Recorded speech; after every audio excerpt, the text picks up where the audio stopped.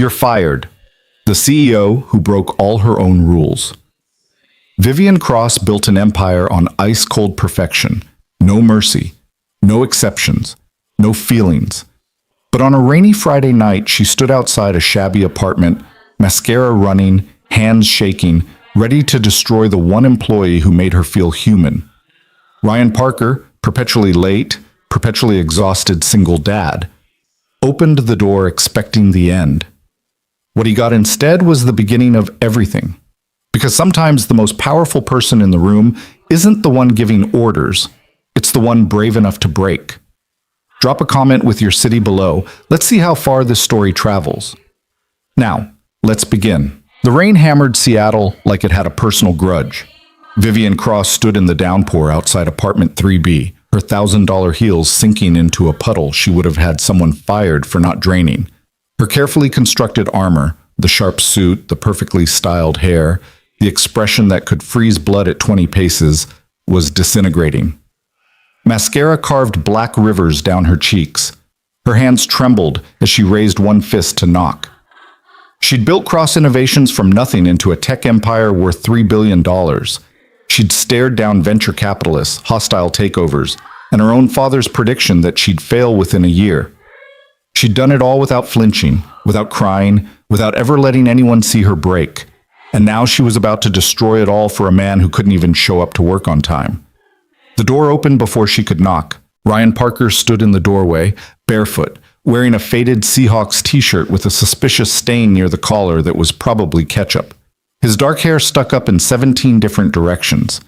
Exhaustion carved shadows under his brown eyes, the kind of bone-deep tired that came from doing everything alone. He was holding a dish towel in one hand and looked like he'd been in the middle of something domestic and utterly ordinary. For 3 seconds, they just stared at each other. Then Vivian's mouth opened and the words came out like broken glass. "You're fired." A small face appeared beside Ryan's hip. Lily Parker, 7 years old, clutching a stuffed brontosaurus that had seen better days. Her dark curls were escaping from lopsided pigtails. She wore dinosaur pajamas and regarded Vivian with the kind of solemn curiosity that made Vivian's chest hurt. "Lily, go back inside," Ryan said quietly. His voice was steady, but Vivian saw his hand tighten on the doorframe. "Is that the mean lady from your work?" Lily asked, not moving an inch. "She's not," Ryan started, then seemed to realize he didn't know how to finish that sentence. "Just give me a minute, sweetheart. Please." Lily looked between them, then retreated slowly, like she was willing to obey but absolutely not willing to miss anything interesting. The brontosaurus dragged across the worn carpet. Ryan stepped into the hallway and pulled the door mostly closed behind him. The sounds of a TV playing something animated filtered through, someone singing about friendship and magic. The whole building smelled like other people's dinners and old carpet, and lives lived in small spaces where every dollar mattered. Vivian had forgotten places like this existed. "Ms. Cross," Ryan said carefully. He was using his work voice, the one that said he knew exactly how precarious his position was. "If this is about being late this morning, this isn't about this morning." The words came out sharp enough to cut. "This is about every morning. This is about the fact that you've been late 63 times in 8 months. This is about leaving early for appointments and taking calls in the stairwell and asking to work from home twice a week like you're entitled to special treatment." Ryan's jaw tightened. "I have a daughter." "Everyone has responsibilities, Mr. Parker. Not everyone expects the company to accommodate them." "I never asked for special treatment. I do my work. I've hit every deadline, delivered on every project."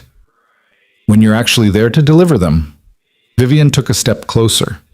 She was tall anyway, and the heels added 3 inches she didn't need. Ryan didn't back down, but she saw something flicker in his eyes. "Do you have any idea what it does to team morale when the CEO's pet project lead waltzes in whenever he feels like it?" "Pet project?" Now anger crept into Ryan's voice. Real anger, not the careful professional kind. "I earned that position. The interface redesign increased user engagement by 47%. The accessibility features we implemented are meaningless if no one can rely on you to show up." "I show up every single day." Ryan's voice dropped, but it didn't get quieter, it got harder. I show up at 5 a.m. to get 3 hours of work done before my daughter wakes up. I show up on conference calls at midnight after she's asleep because that's the only time the Tokyo office is available. I show up even when her school calls and says she's having an asthma attack, and every instinct I have is screaming at me to run out the door. I show up, Ms. Cross. I just don't show up on your perfect schedule. The rain kept falling. Somewhere down the hall, someone's TV was playing the news too loud. A door slammed on another floor. Vivian felt something crack inside her chest. She'd come here to fire him. She'd spent the entire drive from her downtown penthouse rehearsing exactly what she'd say, how she'd maintain professional distance, why it was necessary to make an example before the whole company thought they could treat punctuality like a suggestion. She'd come here to end this before it could begin, but Ryan was looking at her like she was the enemy, and Lily was probably pressed against the door listening, and Vivian was standing in a hallway that smelled like microwave dinners and broken dreams, and she couldn't remember anymore why she'd thought this was the right thing to do. How old is she? The question surprised them both. Ryan blinked. What? Your daughter, Lily. How old is she? 7.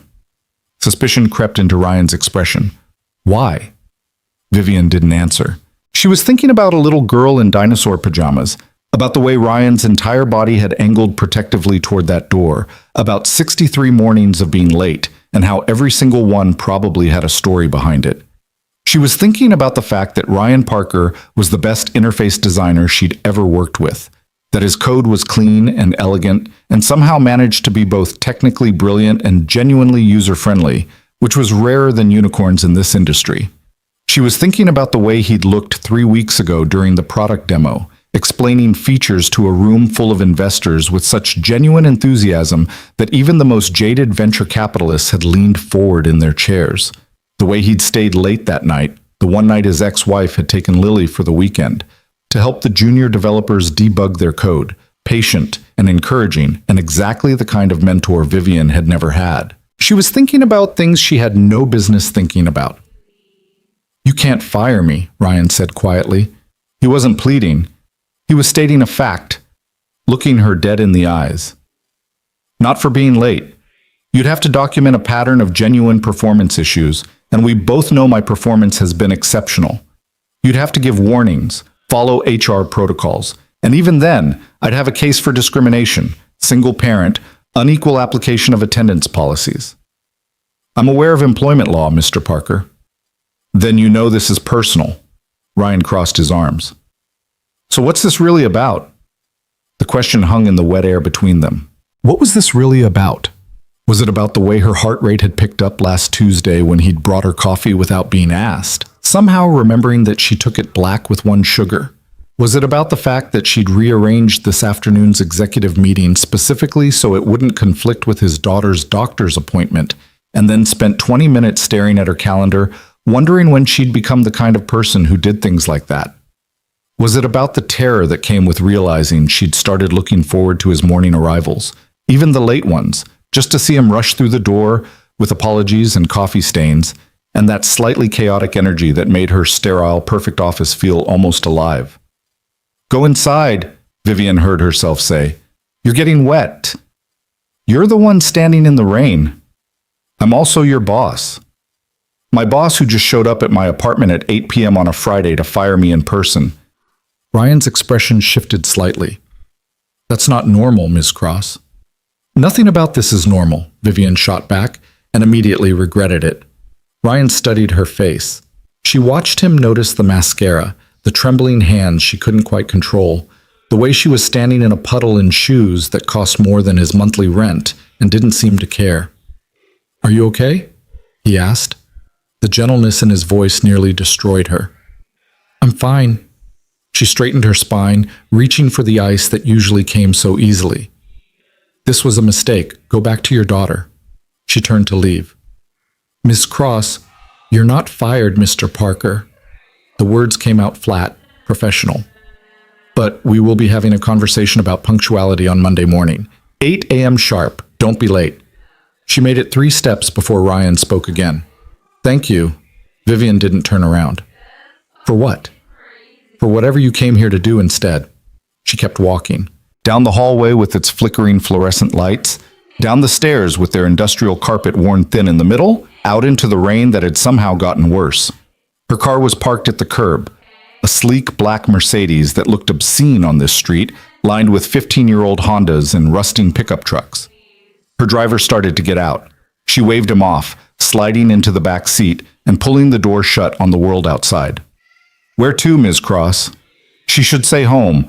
She should go back to her penthouse with its perfect view and its perfect silence, and pour herself a perfect glass of wine and forget this entire evening ever happened. "Just drive," she said instead. The car pulled away from the curb. Vivian watched Ryan's building disappear in the side mirror. Somewhere up there, behind one of those glowing windows, a 7-year-old girl was probably asking her father about the mean lady from work, and Ryan was probably trying to explain something he didn't understand himself. Vivian's phone buzzed. Elena Vasquez, her CFO and closest thing to a friend. Board dinner ran late. Drinks at Ascend? She should go. Network, strategize, maintain the relationships that kept Cross Innovations on top. That's what she'd spent 15 years doing, building alliances, cultivating influence, making sure no one could ever take from her what she'd built. "Not tonight," she typed back. 3 dots appeared, then disappeared. Elena knew better than to push. The car glided through downtown Seattle, past restaurants full of people having normal Friday nights, past bars where groups of friends laughed too loud, past the Cross Innovations building where lights still burned on half the floors because startup culture meant no one ever really went home. Vivian had personally created that culture. She'd built a company where dedication meant sacrifice, where excellence meant availability, where work-life balance was code for not committed enough. And then she'd fallen for someone who'd looked at that entire philosophy and quietly, consistently chosen his daughter instead. "Ms. Cross?" Her driver's voice was carefully neutral. "We've been circling for 20 minutes. She looked up, realized they were back in Ryan's neighborhood. Not on his street, but close enough. "Take me home, Marcus." "Of course." The penthouse was exactly as she'd left it. Floor-to-ceiling windows overlooking Elliott Bay, furniture that looked like it belonged in a design magazine, kitchen that had never seen anything more complicated than reheating takeout. Everything in its place. Everything perfect. Everything empty. Vivian poured that glass of wine, stood at the window, and watched the city lights blur in the rain. Somewhere out there, Ryan Parker was probably reading his daughter a bedtime story. Probably doing the voices, making her giggle, being utterly present in a way Vivian had never learned. Tomorrow he'd wake up early, make breakfast, pack a lunch, check that Lily had her inhaler, drop her at school, and show up to work late with another apologetic smile. And on Monday, Vivian was going to have to sit across from him and have a conversation about punctuality that they both knew was about something else entirely. Her phone buzzed again.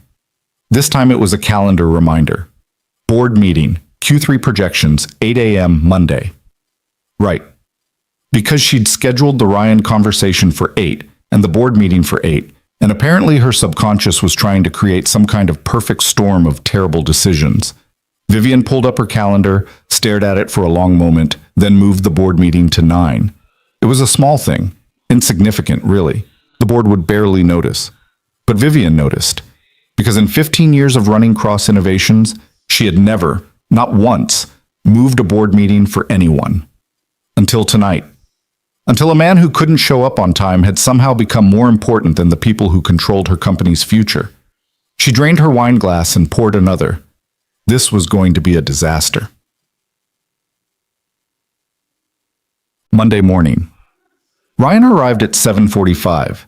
Vivian knew because she'd been watching the elevator bay from her office, which was pathetic, and she was fully aware of it. She'd gotten to the office at 6, redone her makeup twice, changed her earrings 3 times, and basically turned into a nervous teenager before a first date. Except this wasn't a date. This was a disciplinary meeting with an employee who'd somehow wormed his way past every defense she'd spent a lifetime building. Ryan stepped off the elevator looking like he'd already lived a full day. His tie was slightly crooked, his hair was still damp from a shower he'd clearly rushed through. But he was early, and there was something almost defiant in the way he headed straight for her office. Vivian's assistant, Priya, intercepted him at the door. "Mr. Parker, she's ready for you." "Great." Ryan muttered. Love a good execution before breakfast. Priya smiled despite herself. She's in a mood. Fair warning. When isn't she? I heard that, Vivian called from inside. Ryan walked in, and Priya pulled the door shut behind him with a soft click that somehow sounded final. The office was exactly what people expected from Vivian Cross. Massive windows, minimalist furniture, awards and patents displayed with calculated precision. Everything designed to intimidate, to remind visitors that they were in the presence of someone who'd conquered an industry before 40. Ryan stood in front of her desk and waited. Vivian let the silence stretch. She was good at this, using quiet as a weapon, making people squirm until they filled the void with confessions or apologies or whatever she needed to hear. But Ryan just stood there, meeting her eyes, not fidgeting, tired but steady. Finally, Vivian spoke. Sit down, Mr. Parker. I'd rather stand.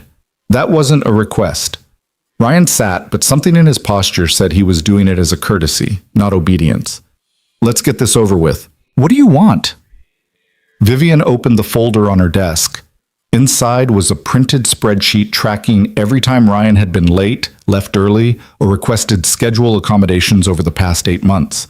She'd compiled it herself over the weekend, which definitely wasn't the action of someone who had everything under control.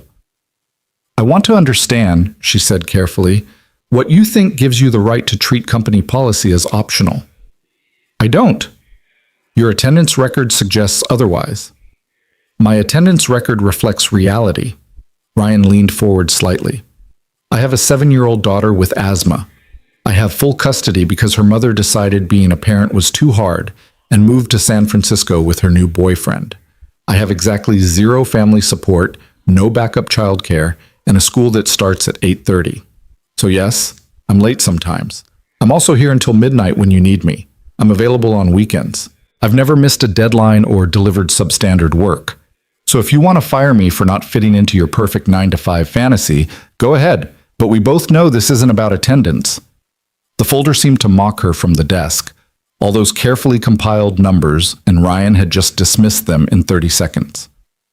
What do you think this is about? Vivian asked quietly. I think you showed up at my apartment Friday night ready to fire me, and then you didn't.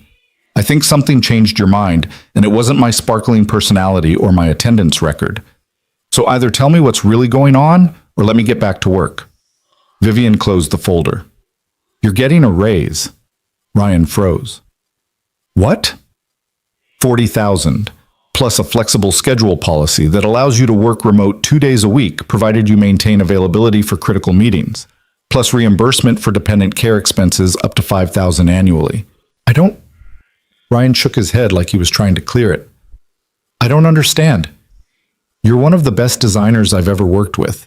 Your interface work increased user engagement by 47%, which translates to roughly 18 million in new revenue. You mentor junior developers, you solve problems before they become crises, and apparently you do all of it while raising a child alone. Vivian kept her voice level, professional. So I'm giving you the resources to do both jobs well. The raise and benefits package is effective immediately. HR will send the updated contract this afternoon. Ryan stared at her.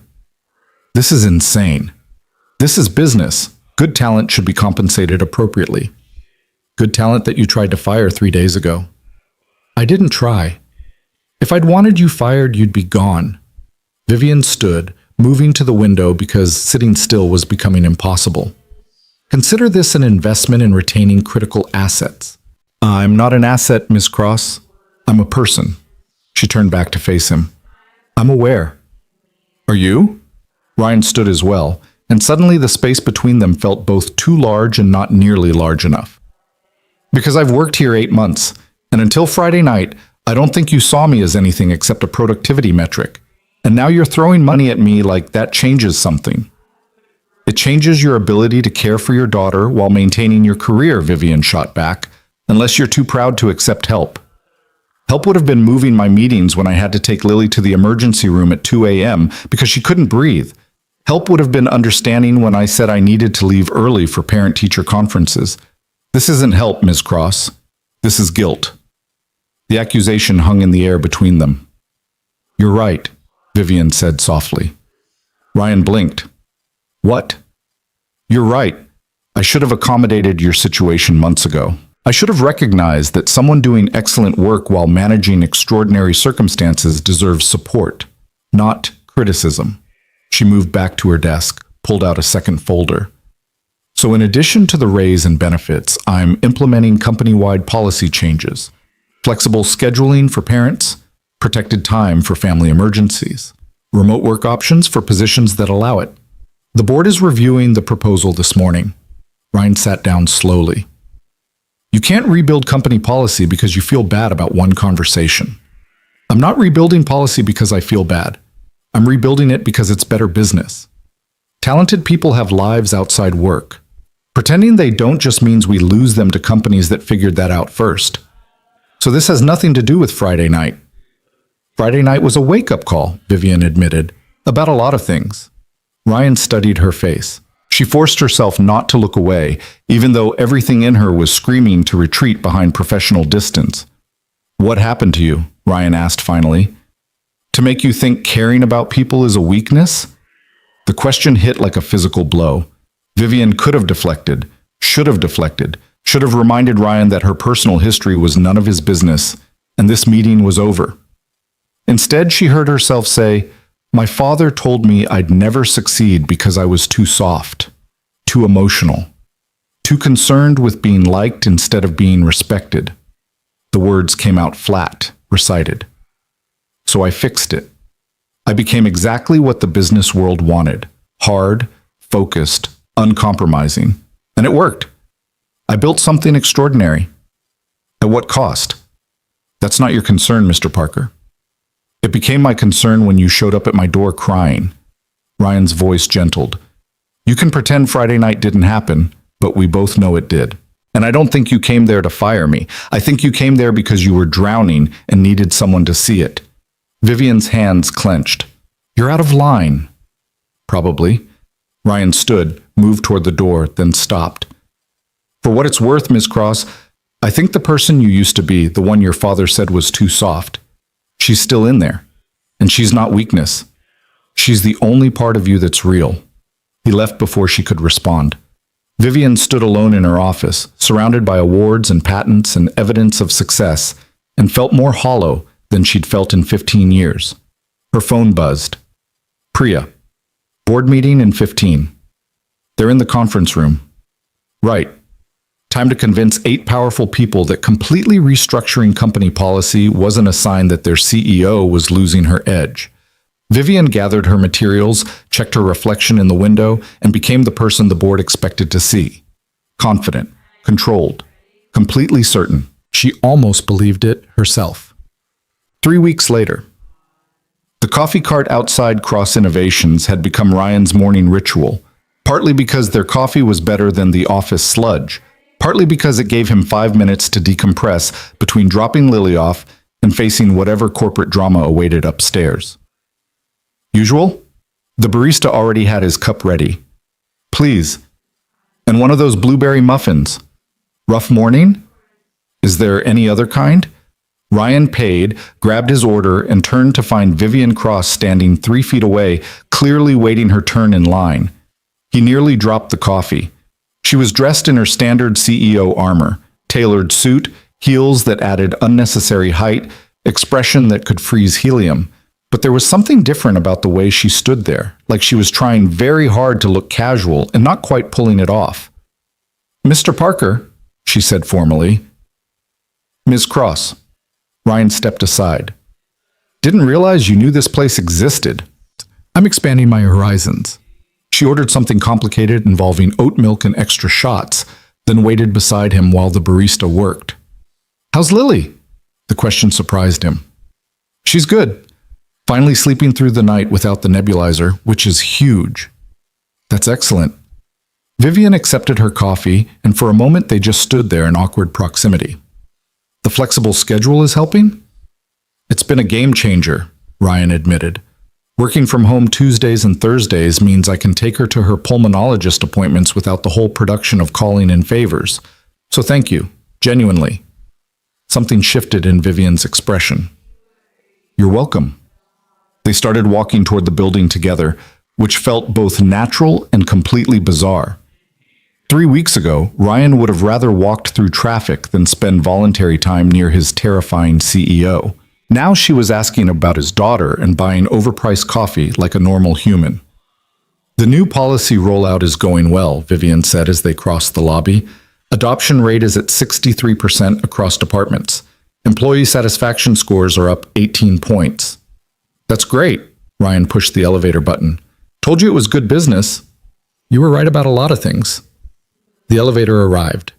They stepped in, and Ryan watched the numbers climb while trying not to think about the fact that they were alone in an enclosed space, and Vivian smelled like something expensive and subtle. I'm sorry, Vivian said suddenly. Ryan looked at her. For what? For taking 8 months to see you as a person instead of a problem. For every time I made you feel like your daughter was an inconvenience instead of your priority. For... She stopped, seemed to be choosing words carefully. For being the kind of leader who mistakes fear for respect. The elevator climbed past the 5th floor, 6th, 7th. You're not that person anymore, Ryan said quietly. Or you're trying not to be. That counts for something. Does it? Lily asked about you yesterday. Vivian's head turned sharply. What? She wanted to know if the mean lady from work was still mad at me. Ryan smiled slightly. I told her you were never really mad, just scared.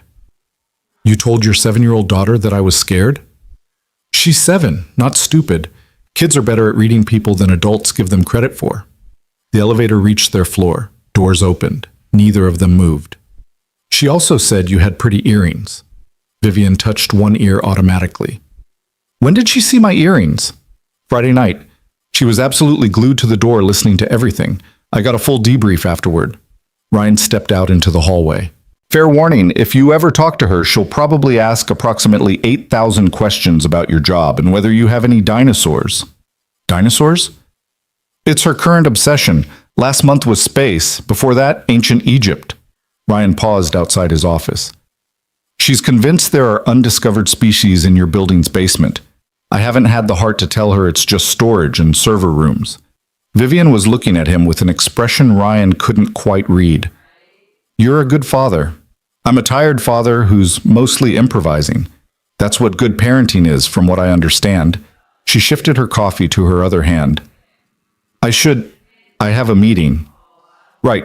Yeah, me too. Ryan opened his office door, then turned back. Miss Cross? She stopped. Yes? Thank you. Not just for the raise and the policy, for caring enough to try. Vivian's carefully controlled expression cracked, just for a second. Just enough for Ryan to see something raw and uncertain underneath. You're welcome, Mr. Parker. She walked away before he could say anything else. Ryan closed his office door, set down his coffee and muffin, and tried to focus on the day ahead. Code to write, meetings to attend, designs to refine. Normal work stuff. Except nothing felt normal anymore, because his terrifying CEO had just asked about his daughter's health, admitted to being wrong, and looked at him like maybe, just maybe, he was more than an employee to her, and Ryan had absolutely no idea what to do with that information. His phone buzzed. Text from Priya. Boss lady is smiling. Smiling. What did you do? Ryan. Talked about dinosaurs? Priya. This is the weirdest workplace ever. Ryan couldn't argue with that. He pulled up his current project, a redesign of the mobile interface that was due for review next week, and tried to lose himself in the work. Code was clean, logical. It did exactly what you told it to do, nothing more, nothing less. Unlike human beings, who were messy and complicated and sometimes showed up at your door crying in the rain and then pretended it never happened while simultaneously restructuring their entire company. Ryan's cursor blinked at him from the screen. He thought about Vivian standing in that coffee line, trying so hard to seem casual, about the way she'd touched her earrings when he mentioned Lily noticing them, about the crack in her voice when she'd apologized in the elevator. This was dangerous territory. She was his boss.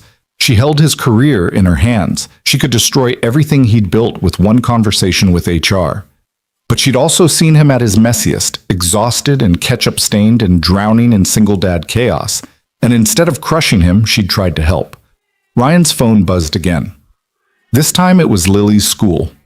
Reminder: parent-teacher conference Thursday 3 p.m. Right. Another thing to juggle. Another afternoon of leaving work early and hoping nobody noticed or cared, except now they had a policy for that. Now Ryan could actually block off his calendar and mark it as protected family time, and nobody could say a word.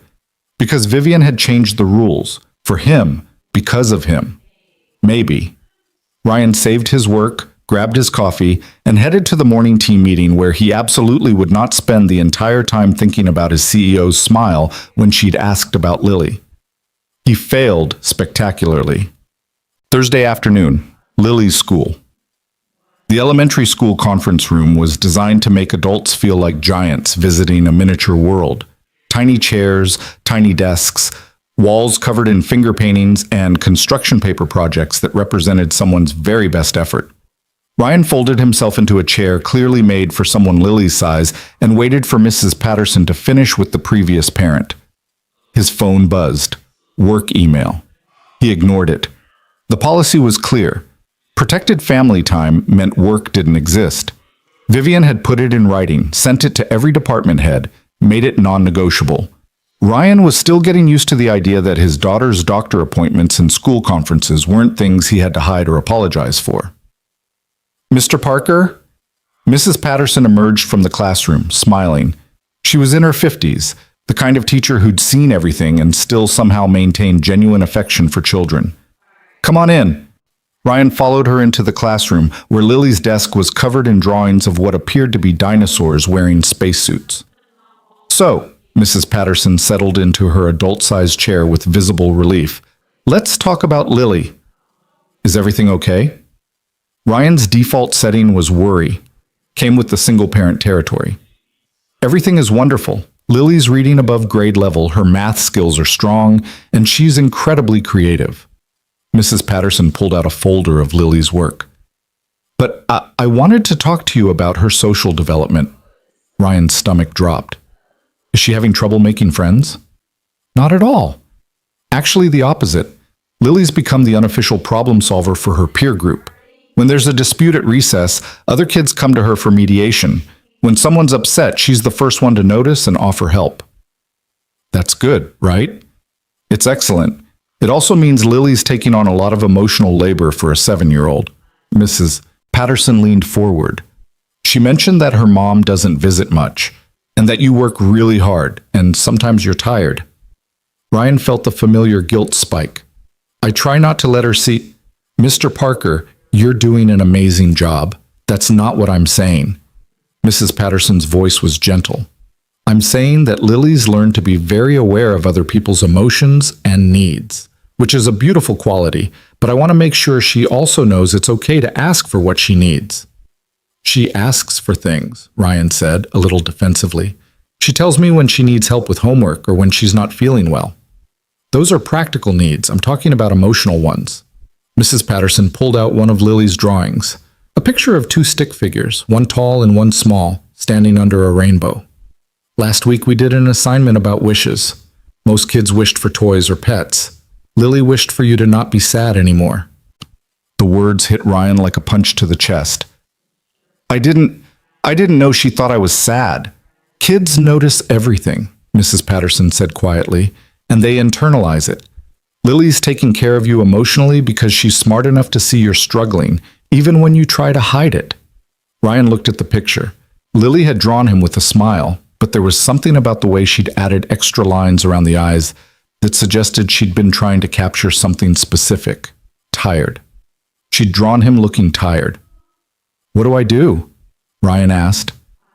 Let her be 7. Let her worry about dinosaurs in space and whether pterodactyls could really fly.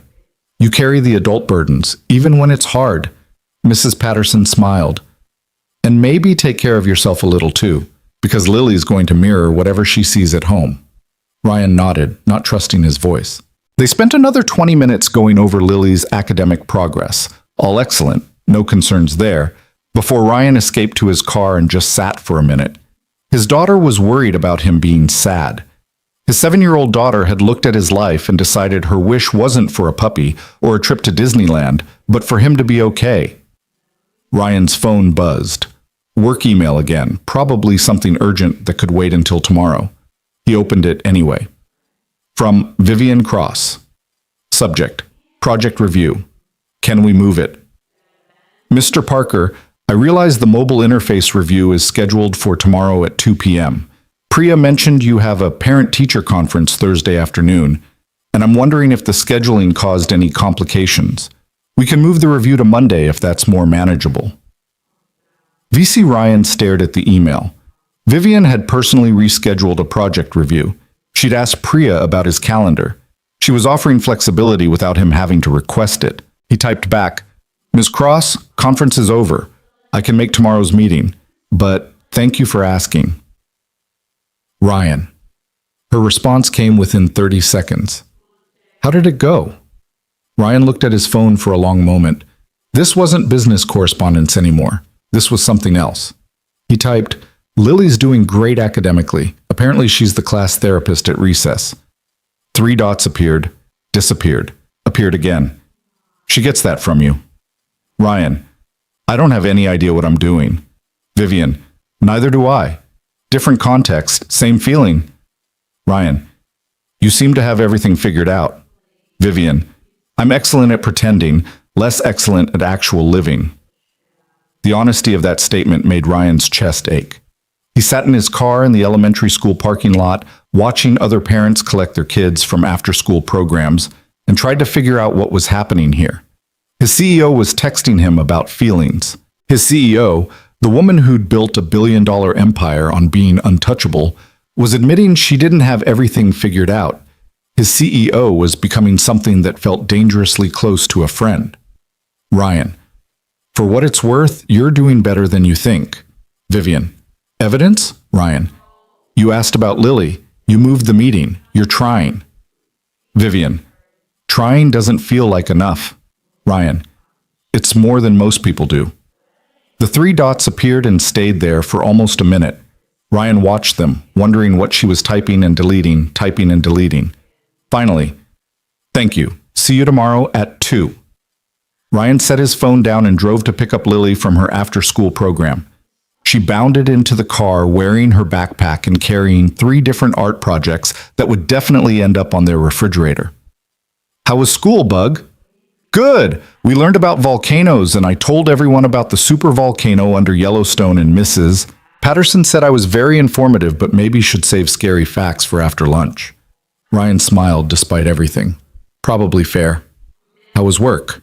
It was fine. Lily studied him with those 2 perceptive eyes. You look different. Different how? Less tired. She considered. Did something good happen? Ryan thought about Vivian's texts, about the way she'd offered to move the meeting, about the fact that she was trying so hard to be better than the person she'd spent 15 years becoming. Yeah, he said. I think maybe something good happened. Lily beamed at him. Good. You deserve good things, Daddy. And there it was again, his 7-year-old daughter being wise beyond her years, carrying emotional weight she shouldn't have to carry. So do you, Bug. What do you say we get pizza for dinner? Can we get the one with the dinosaur-shaped crust? I don't think that exists. We should invent it. Maybe we should. Ryan drove them home through rush hour traffic, listening to Lily explain her plan for dinosaur-shaped everything, and tried not to think about the fact that he was maybe possibly falling for his boss. It was a terrible idea. It would probably end in disaster, but for the first time in 2 years, Ryan felt like maybe, just maybe, life was about to get more complicated in a good way. The pizza turned out to be regular-shaped, which disappointed Lily for approximately 30 seconds before she discovered that the restaurant had added extra cheese. Ryan watched her devour 2 slices while explaining her latest theory about whether velociraptors could have been domesticated like dogs, and felt something in his chest unclench. Mrs. Patterson's words kept echoing. Let her be 7. Dad? Lily was looking at him with tomato sauce on her chin. You're doing the staring thing again. Sorry, Bug, just thinking. About work? About how lucky I am to have you. Lily rolled her eyes with the dramatic flair only a 7-year-old could muster. You're being mushy. I'm allowed to be mushy. It's in the dad contract. There's no dad contract. Sure there is. Right next to the part that says I get to embarrass you at school functions. Lily giggled, and Ryan committed the sound to memory. These moments, pizza and ridiculous conversations and his daughter being utterly, completely 7 years old, these were what mattered. Not project deadlines or CEO drama or the fact that his heart did stupid things whenever Vivian Cross looked at him. His phone buzzed on the table. Lily's eyes flicked to it. "You can check it," she said quietly. "I don't mind." And that right there was the problem. She should mind. She should complain and demand his attention and act like a kid whose parent was distracted by work. Instead, she was giving him permission. Ryan turned the phone face down. "It can wait. Tell me more about the Velociraptor domestication plan. I feel like there are some logistical issues we need to address." Lily launched into an elaborate explanation involving special training protocols and extra-large dog beds, and Ryan forced himself to be present, to listen, to let work be a problem for tomorrow. But when Lily went to bed and Ryan finally checked his messages, there was another email from Vivian Cross.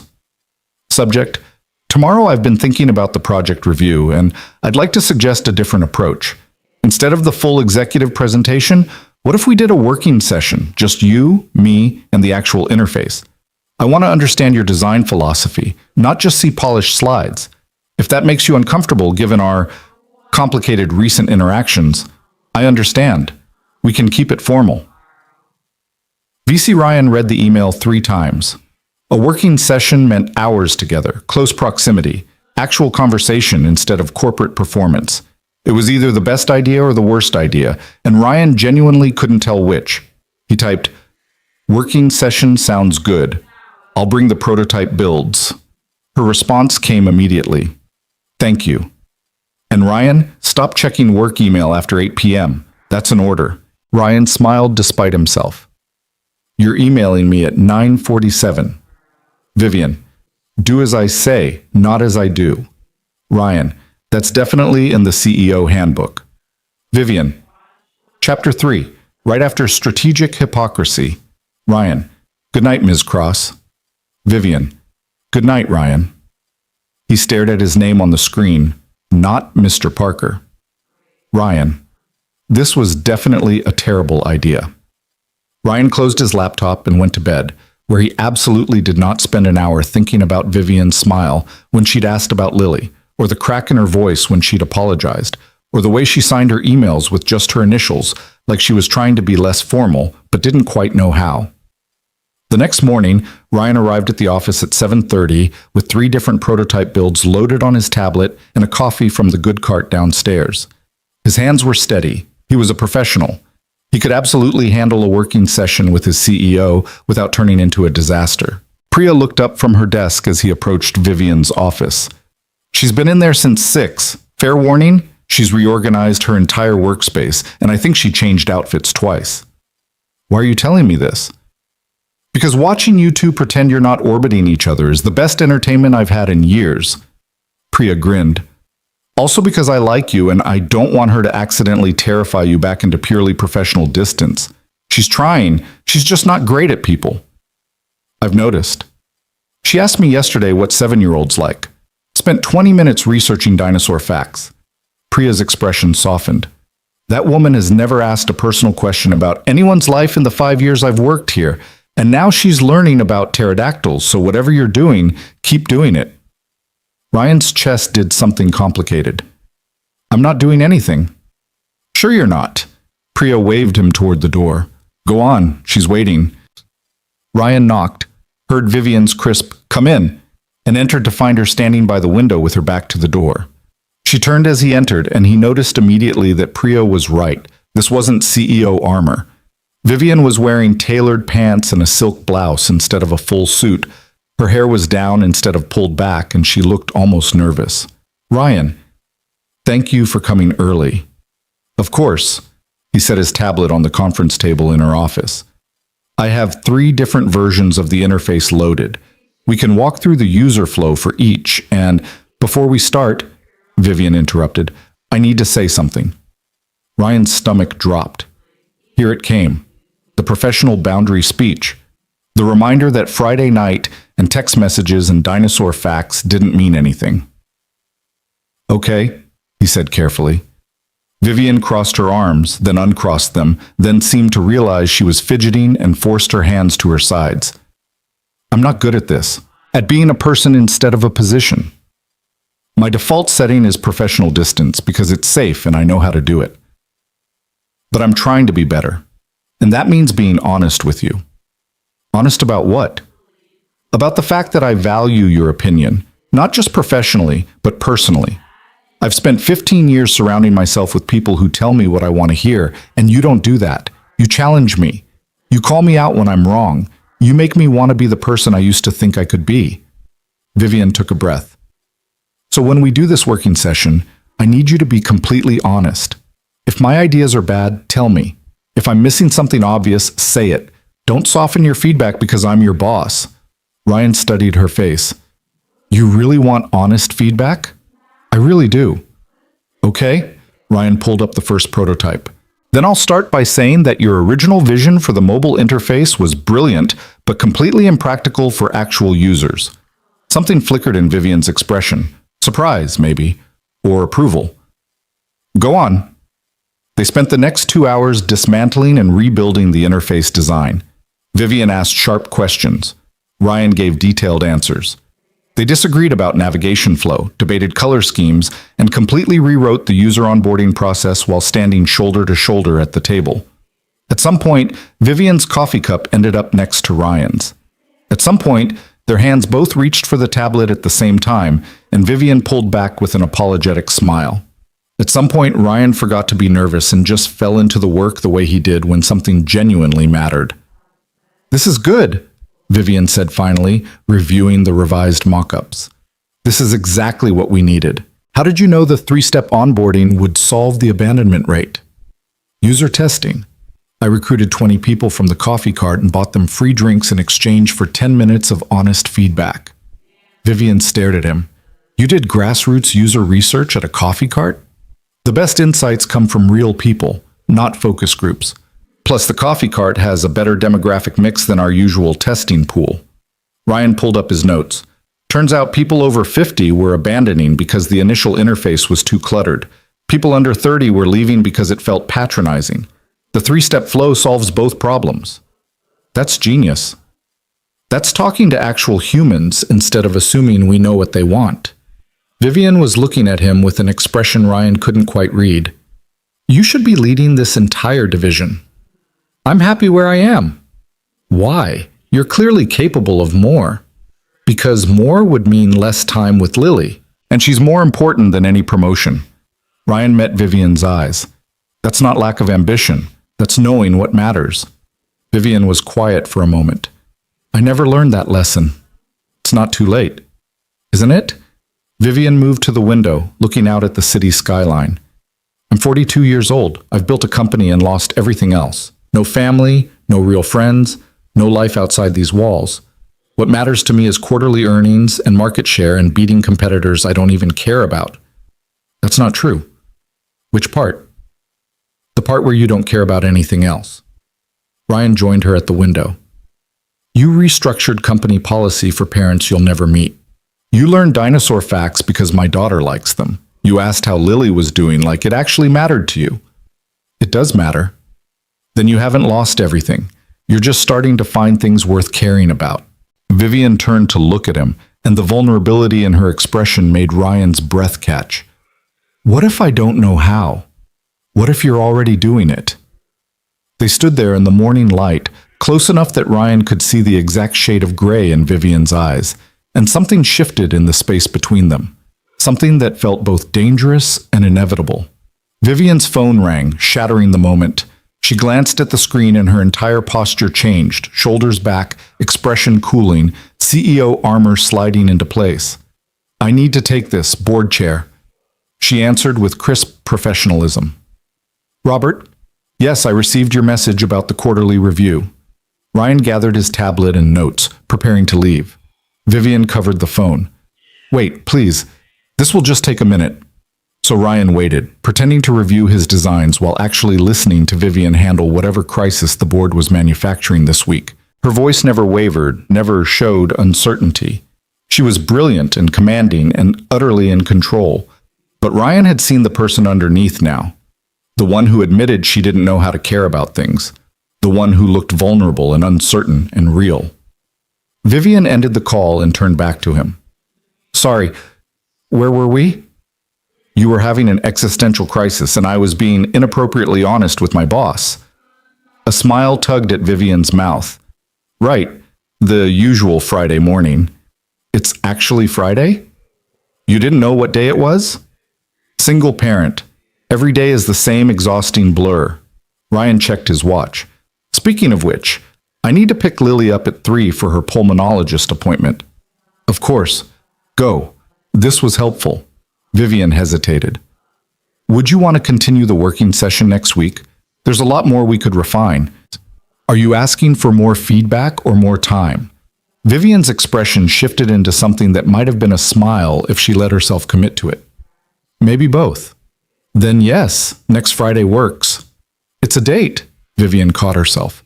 A meeting, a work meeting, scheduled for professional purposes.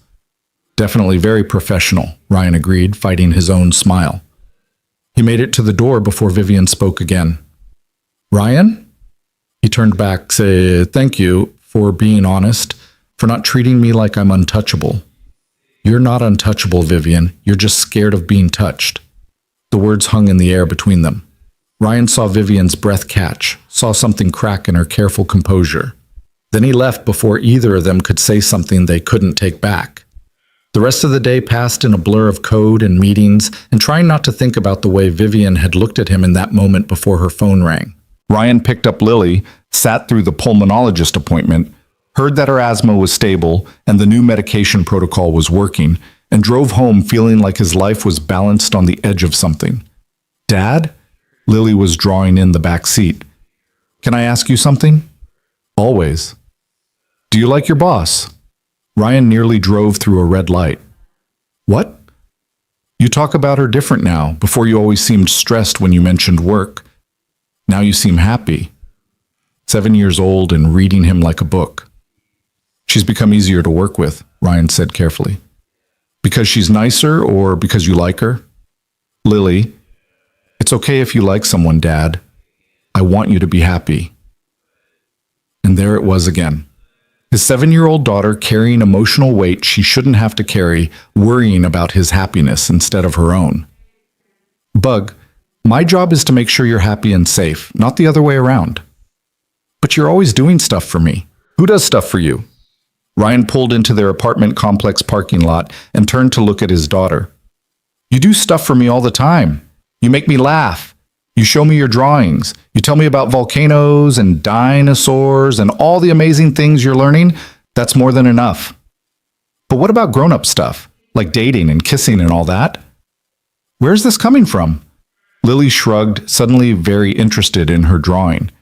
Sophie's mom has a boyfriend now, and Sophie says it's nice because her mom smiles more and they go on adventures together. I was thinking maybe you could have adventures too. Ryan's chest hurt. I have adventures with you. I know, but I mean grown-up adventures. With someone who makes you smile like you smiled this morning when you were looking at your phone. He'd been reading Vivian's text. Of course Lily had noticed. I'm not looking for adventures right now, Bug. I'm happy with our life. But what about when I grow up? You'll be alone. Lily, you're 7. We have a long time before I need to worry about empty nest syndrome. But Lily was looking at him with those 2 wise eyes, and Ryan knew she wouldn't let this go. His daughter had apparently decided he needed someone, and once Lily got an idea in her head, she was relentless. If I were to date someone, Ryan said slowly, it would have to be someone who understood that you come first. Always. Someone who wouldn't ask me to choose between them and you. Like your boss? Ryan blinked. What makes you say that? Because you said she changed the rules so you could come to my appointments and stuff. That means she thinks I'm important. The logic was sound, also terrifying. Ms. Cross is my boss, Bug. That makes things complicated. Why? Because there are rules about bosses and employees dating. Are the rules stupid? Ryan couldn't help but laugh. Sometimes, yeah. Sometimes the rules are pretty stupid. They went inside, and Ryan made dinner while Lily did homework at the kitchen table. Normal Friday night routine. Except Ryan kept thinking about Vivian standing at that window, asking what if she didn't know how to care about things. His phone buzzed. Text from an unknown number. This is Vivian. Priya gave me your personal number. I hope that's okay. I wanted to ask, how did Lily's appointment go? Ryan stared at the message. Vivian had gotten his number. Vivian was texting him about Lily. He typed back, all good. Medication is working. Lungs sound clear. Vivian, that's wonderful. I'm glad. Ryan, did Priya also tell you that asking about my kid outside work hours is above and beyond your job description? Vivian, I'm not asking as your boss. The message sat there on his screen, loaded with implication. Ryan, then what are you asking as? 3 dots appeared, disappeared, appeared again. Vivian, I'm not sure yet, but I'd like to find out. Ryan looked across the kitchen at Lily, who was carefully coloring a worksheet about fractions and humming something off-key. His daughter who wanted him to have adventures. His daughter who'd noticed he was happier lately.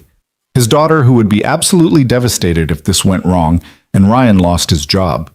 He typed, this is complicated. Vivian, I know. Ryan, you're my boss. There are power dynamics and HR policies and about 100 ways this could go badly. Vivian, I know that too. Ryan, and if it does go badly, I'm the one who loses, not you. The 3 dots appeared and stayed there for a long time.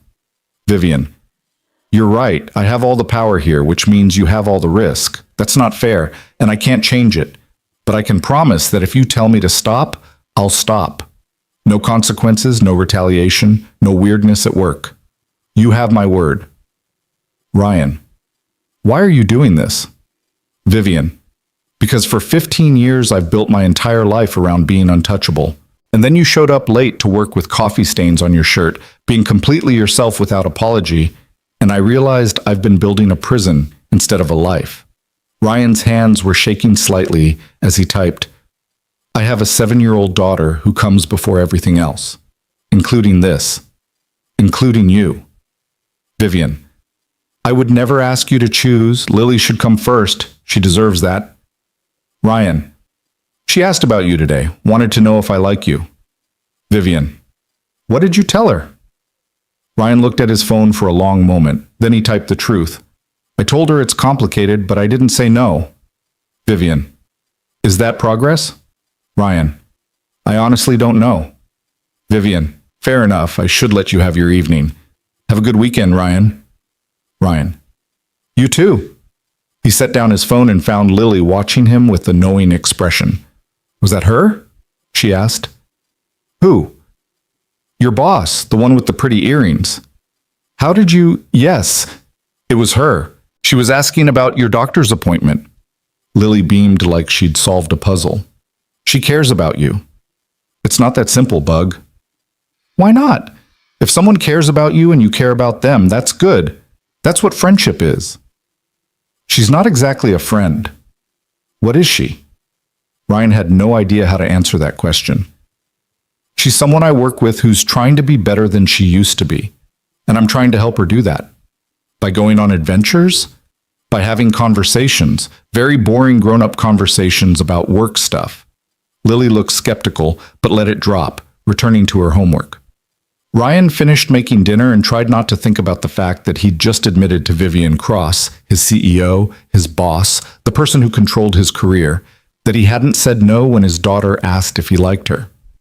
This was either the beginning of something or the biggest mistake of his life. Ryan was beginning to suspect it might be both. They ate dinner. Ryan helped Lily with her reading practice. They watched half an episode of her current favorite show about talking animals solving mysteries, and then it was bedtime. Normal Friday routine. Everything exactly as it should be. Except when Ryan tucked Lily in and she looked up at him with sleepy eyes, she said, Dad, if you did go on a grown-up adventure, I'd be okay with it, just so you know.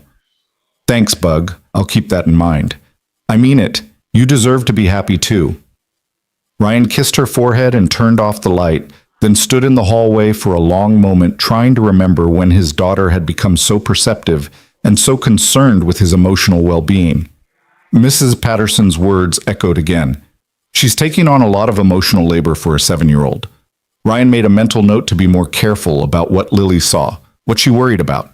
She should be thinking about dinosaurs and space, and whether she could convince him to get a pet turtle, not whether her father was lonely.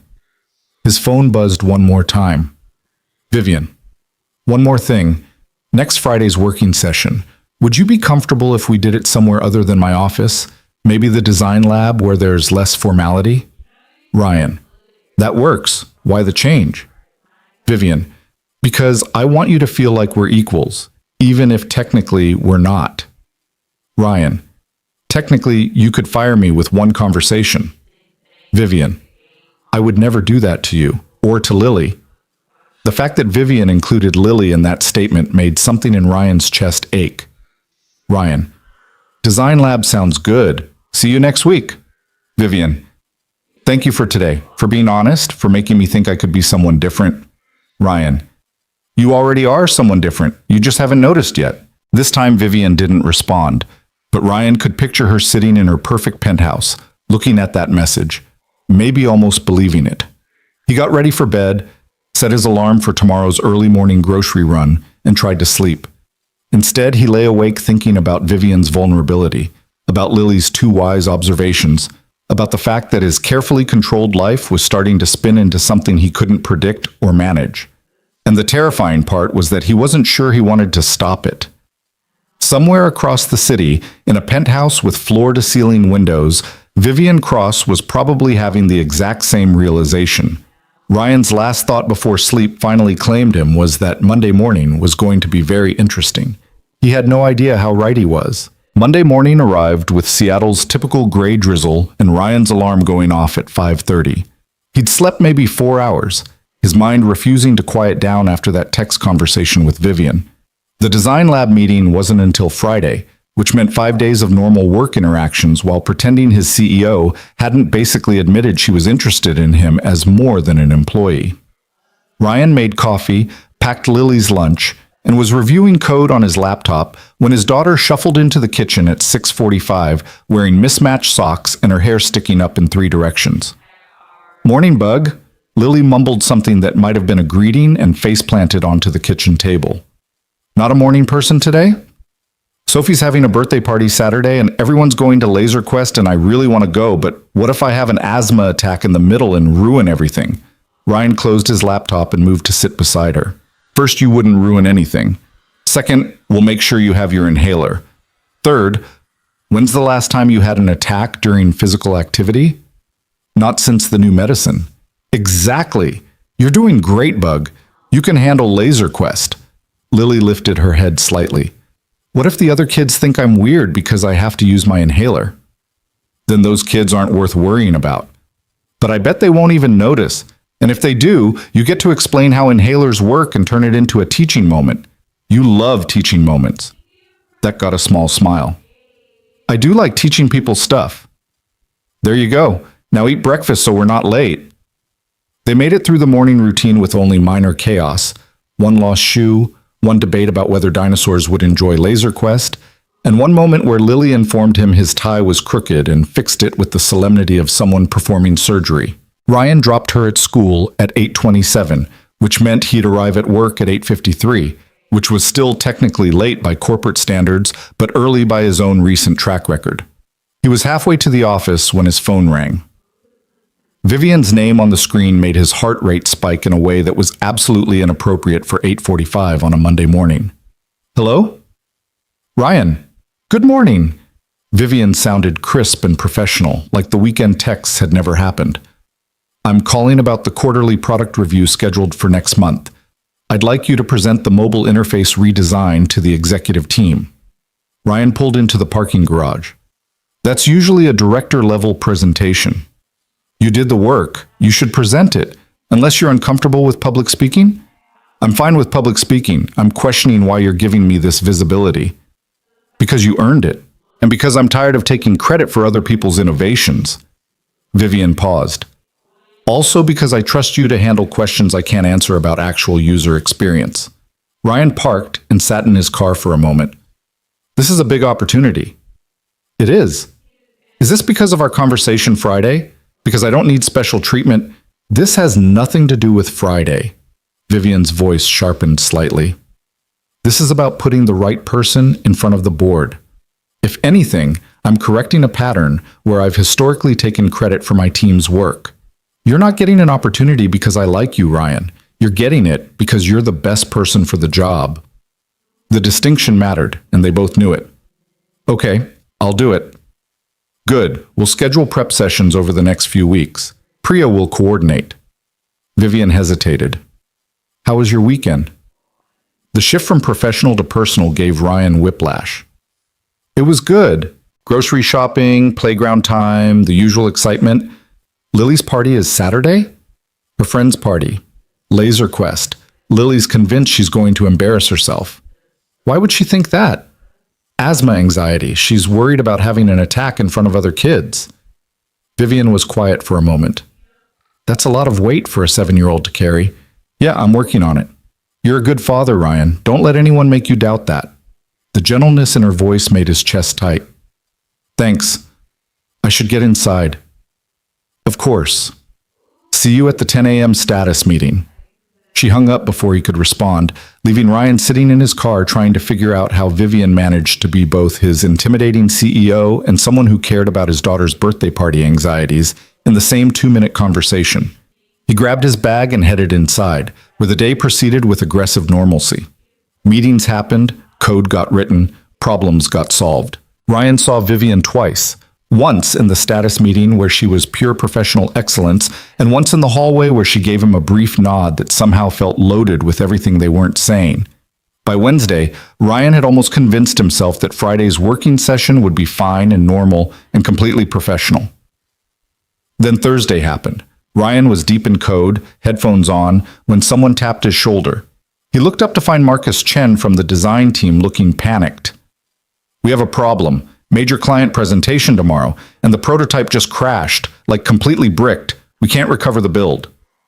Ryan pulled off his headphones. What happened? No idea. It was working fine yesterday, and this morning it won't even boot. We've tried everything. Marcus ran a hand through his hair. The client's flying in from Tokyo. If we don't have a working demo, we lose a $12 million contract. Where's Sarah? Sarah Kim was the design director, Marcus's boss. Emergency appendectomy. She's in surgery right now. Ryan checked the time. 3:15. When's the presentation? Tomorrow at 2 p.m. Less than 24 hours. Ryan thought about Lily's school schedule, about the fact that tomorrow was supposed to be his remote work day, about the design lab session with Vivian that was supposed to happen at 4. Show me what you've got.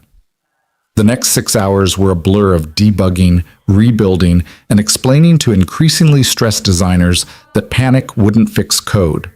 Ryan called his neighbor Mrs. Chen at 5 to ask if she could pick up Lily from after-school care. He texted Lily at 6 to explain he'd be late and they'd do pizza for dinner.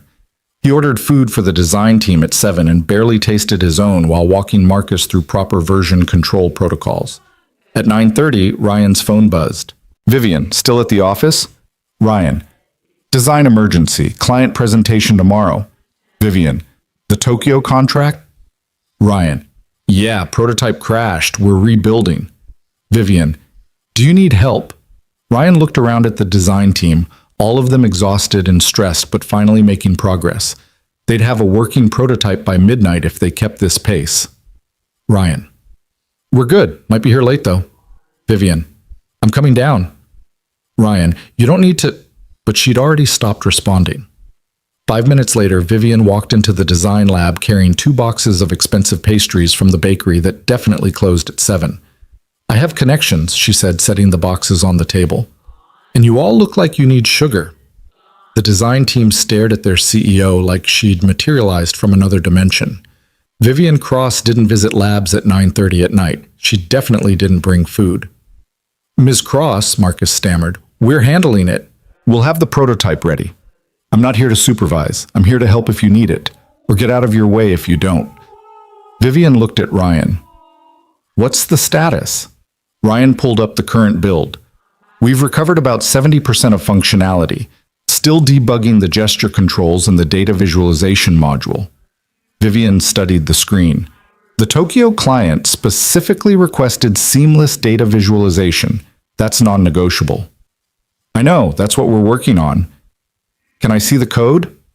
Marcus and two other designers exchanged glances. Ryan could read their thoughts clearly. Their CEO wanted to look at actual code, not just polished presentations. Ryan pulled up the relevant files. Vivian leaned over his shoulder, close enough that he caught that same subtle, expensive scent from their Friday working session, and studied the screen with genuine focus. There, she said, pointing. Line 47. That variable declaration is creating a memory leak when you instantiate multiple chart objects. Ryan looked. She was right. How did you catch that in 30 seconds? I built this company writing code, Ryan. I haven't forgotten how. Vivian straightened. Fix that and the visualization module should stabilize. The gesture controls issue is probably related. Check your touch event listeners for conflicts. She was right about that too. Ryan made the fixes while Vivian explained the client's specific requirements to Marcus, demonstrating a level of technical detail that made it clear she'd actually read the contract specs, not just the executive summary. By 11, they had a working prototype. By midnight, they'd tested every feature 3 times. The design team looked exhausted but relieved, and Vivian had somehow transformed from intimidating CEO to collaborative team member without anyone quite noticing the transition. Go home, Vivian told the team. Get some sleep. You did excellent work tonight. They scattered, grabbing their things and offering tired thanks. Marcus paused at the door. Ms. Cross, thank you for the help and the pastries and, not yelling at us for breaking everything. You didn't break anything, Marcus. Technology fails sometimes. How you respond to failure matters more than the failure itself. Vivian smiled slightly. Good luck tomorrow. You'll be great. Marcus left, and suddenly Ryan was alone with Vivian in the empty design lab at 12:15 in the morning. You didn't have to do this, Ryan said quietly. I wanted to. Why? Vivian started gathering coffee cups and food wrappers, tidying the space with careful precision.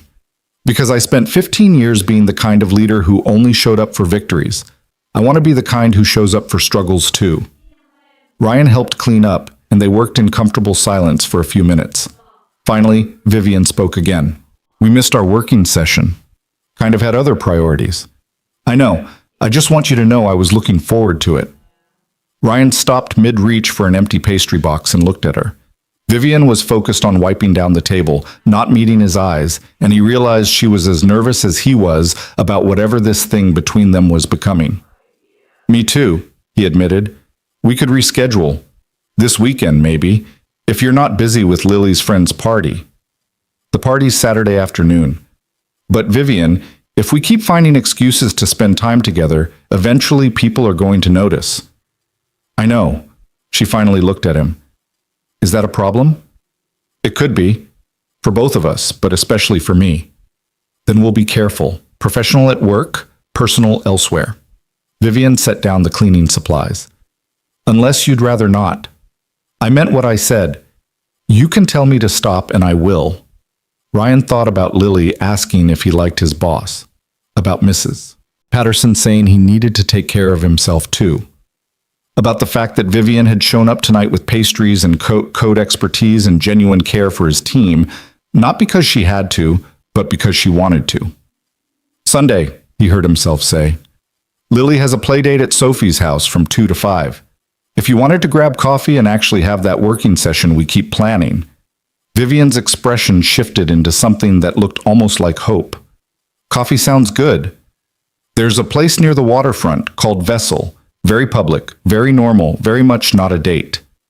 Definitely not a date, Vivian agreed, and the corner of her mouth quirked up. Just 2 colleagues having a professional discussion about interface design. Exactly. At a coffee shop, on a Sunday afternoon. Very normal. Completely appropriate. They were both smiling now, and Ryan felt something in his chest loosen. This was insane. This was probably going to end badly. But standing in an empty design lab after midnight, watching Vivian try and fail to stop smiling, Ryan couldn't bring himself to care. "I should go," he said. "Mrs. Chen is watching Lily and she needs to get home." "Of course, thank you for tonight, for saving the presentation. Thank you for the pastries and the debugging. That memory leak would have taken us hours to find." Vivian walked with him to the elevator, and they rode down to the parking garage in silence that felt charged with everything they weren't saying. When the doors opened, Vivian stayed in the elevator. "Ryan?" He turned back. "I'm glad you're here, at this company, in my life. I know I didn't handle things well at first, but I'm glad I got the chance to know you." The vulnerability in her voice nearly undid him. "I'm glad too." The elevator doors closed between them, and Ryan walked to his car feeling like he'd just crossed some invisible line he couldn't uncross. He drove home through empty streets, let himself into the apartment quietly, and found Mrs. Chen asleep on his couch with a book open on her lap. He woke her gently, thanked her for staying so late, and paid her triple the usual rate over her protests. After she left, Ryan checked on Lily, fast asleep, surrounded by stuffed dinosaurs, and then stood in his kitchen drinking water and trying to process the night. His CEO had debugged code at midnight, had brought pastries, had asked him to coffee on Sunday with an expression that made it clear it was absolutely a date, even though they were both pretending it wasn't. Ryan's phone buzzed. "Vivian. Home safe?" Ryan. "Just got in." "You?" Vivian. "Yes. Thank you again for tonight." Ryan. "Stop thanking me. You did as much work as I did." Vivian. "I liked being useful, being part of the team instead of above it." Ryan. "You're always part of the team. You just usually watch from a distance." Vivian. "I'm trying to close that distance." Ryan. "I noticed." Vivian. "Is that okay?" Ryan looked at his phone for a long moment, thinking about all the reasons this was a terrible idea, all the ways it could go wrong, all the risk he was taking. Ryan. "Yeah, it's okay." Vivian. "Good, get some sleep. Tomorrow's going to be intense." Ryan. "You mean today? It's already tomorrow." Vivian. "Semantics. Sleep, Ryan." Ryan. "You too." He set down his phone and went to bed, where he lay awake for another hour, thinking about Vivian's smile in the design lab, about the way she'd explained code to Marcus with patient expertise, about Sunday coffee that was definitely not a date. Friday's presentation went flawlessly. Marcus and the design team nailed every question. The Tokyo client signed the contract on the spot, and Vivian sent an all-staff email praising the team's dedication and specifically calling out Ryan's leadership during the crisis. Ryan spent the afternoon fielding congratulations from colleagues who suddenly viewed him differently, not just as the perpetually late single dad, but as someone who could handle pressure and deliver results. It should have felt good. Instead, Ryan felt hyper-aware of Vivian's eyes on him during meetings, of the way she'd smiled when their team presented, of the fact that Sunday was 2 days away, and he had no idea what he was doing. Saturday brought Lily's friend's party, which turned out to be chaos in the best possible way. Lily didn't have a single asthma issue, tagged Ryan out 3 times in Laser Quest, and came home exhausted and happy and covered in pizza sauce. "That was the best party ever," she declared, while Ryan tried to scrub cheese out of her hair in the bath. "I'm glad you had fun, Bug." Sophie's mom said I was really good at strategy. She said I should join the competitive team. Competitive Laser Quest? It's a thing, Dad. Don't be old. Ryan laughed despite his nerves about tomorrow. Noted. I will try to be less old. Are you doing something tomorrow? Lily asked suddenly. You have that look. What look? The one you get when you're thinking about stuff, like grown-up stuff. Ryan should have known better than to think he could hide anything from his daughter. I'm meeting a friend for coffee while you're at Sophie's. Is it a date? It's coffee, Bug. With who? Ryan debated lying, decided Lily would see right through it. With Ms. Cross, from work. Lily's eyes went huge. The pretty earring lady? She has a name. Are you going on an adventure? We're having coffee and talking about work stuff. Very boring adult conversation. Lily looked skeptical but delighted. You should bring her flowers. Sophie's mom's boyfriend brings flowers and she says it's romantic. It's not romantic, Lily. It's professional. Professional people don't get nervous, Dad. And you're definitely nervous. She had him there. Ryan got Lily to bed, laid out her clothes for tomorrow's play date, and tried not to obsess over what to wear to coffee that was definitely not a date. He settled on jeans and a button-down that Lily once said made him look fancy but not trying too hard, which seemed appropriate. Sunday morning was a production of getting Lily ready and delivered to Sophie's house by 2 p.m. Sophie's mom, Amanda, friendly and recently divorced herself, gave Ryan a knowing look when he mentioned having plans. "Good for you," she said. "You deserve some adult time." "It's just coffee." "Sure it is." Amanda smiled. "Have fun. I'll text if Lily needs anything." Ryan drove to Vessel feeling like he was 17 again, nervous about a first date. Except this wasn't a date, and he wasn't 17, and the woman he was meeting could fire him with one conversation. He arrived at 2:20 to find Vivian already there, sitting at a corner table by the window. She was wearing jeans, actual jeans, and a soft sweater, her hair loose around her shoulders, and Ryan had to remind himself to breathe. She looked up as he approached, and her expression shifted into something warm and nervous, and utterly unlike the CEO he saw at work. "Hi," she said. "Hi." Ryan sat down across from her. "You're early."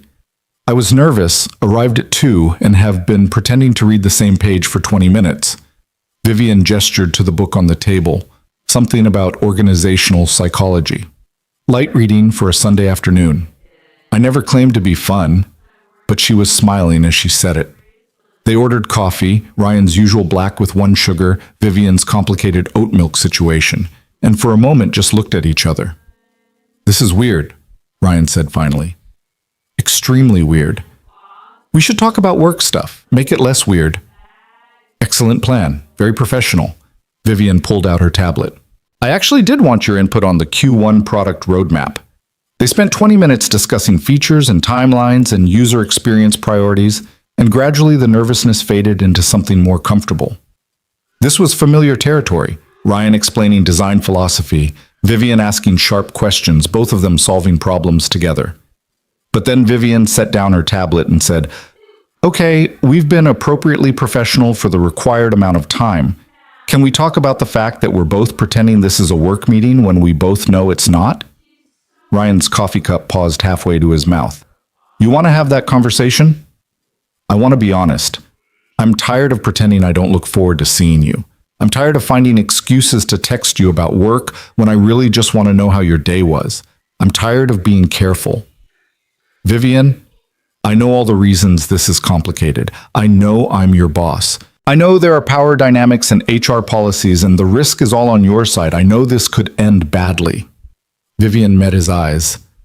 "But I also know I haven't felt this alive in 15 years, and I think maybe you feel something too." Ryan set down his coffee cup with careful precision. "I do. I feel something, but I have a daughter to think about. I would never ask you to choose between us. Lily comes first." "You say that now.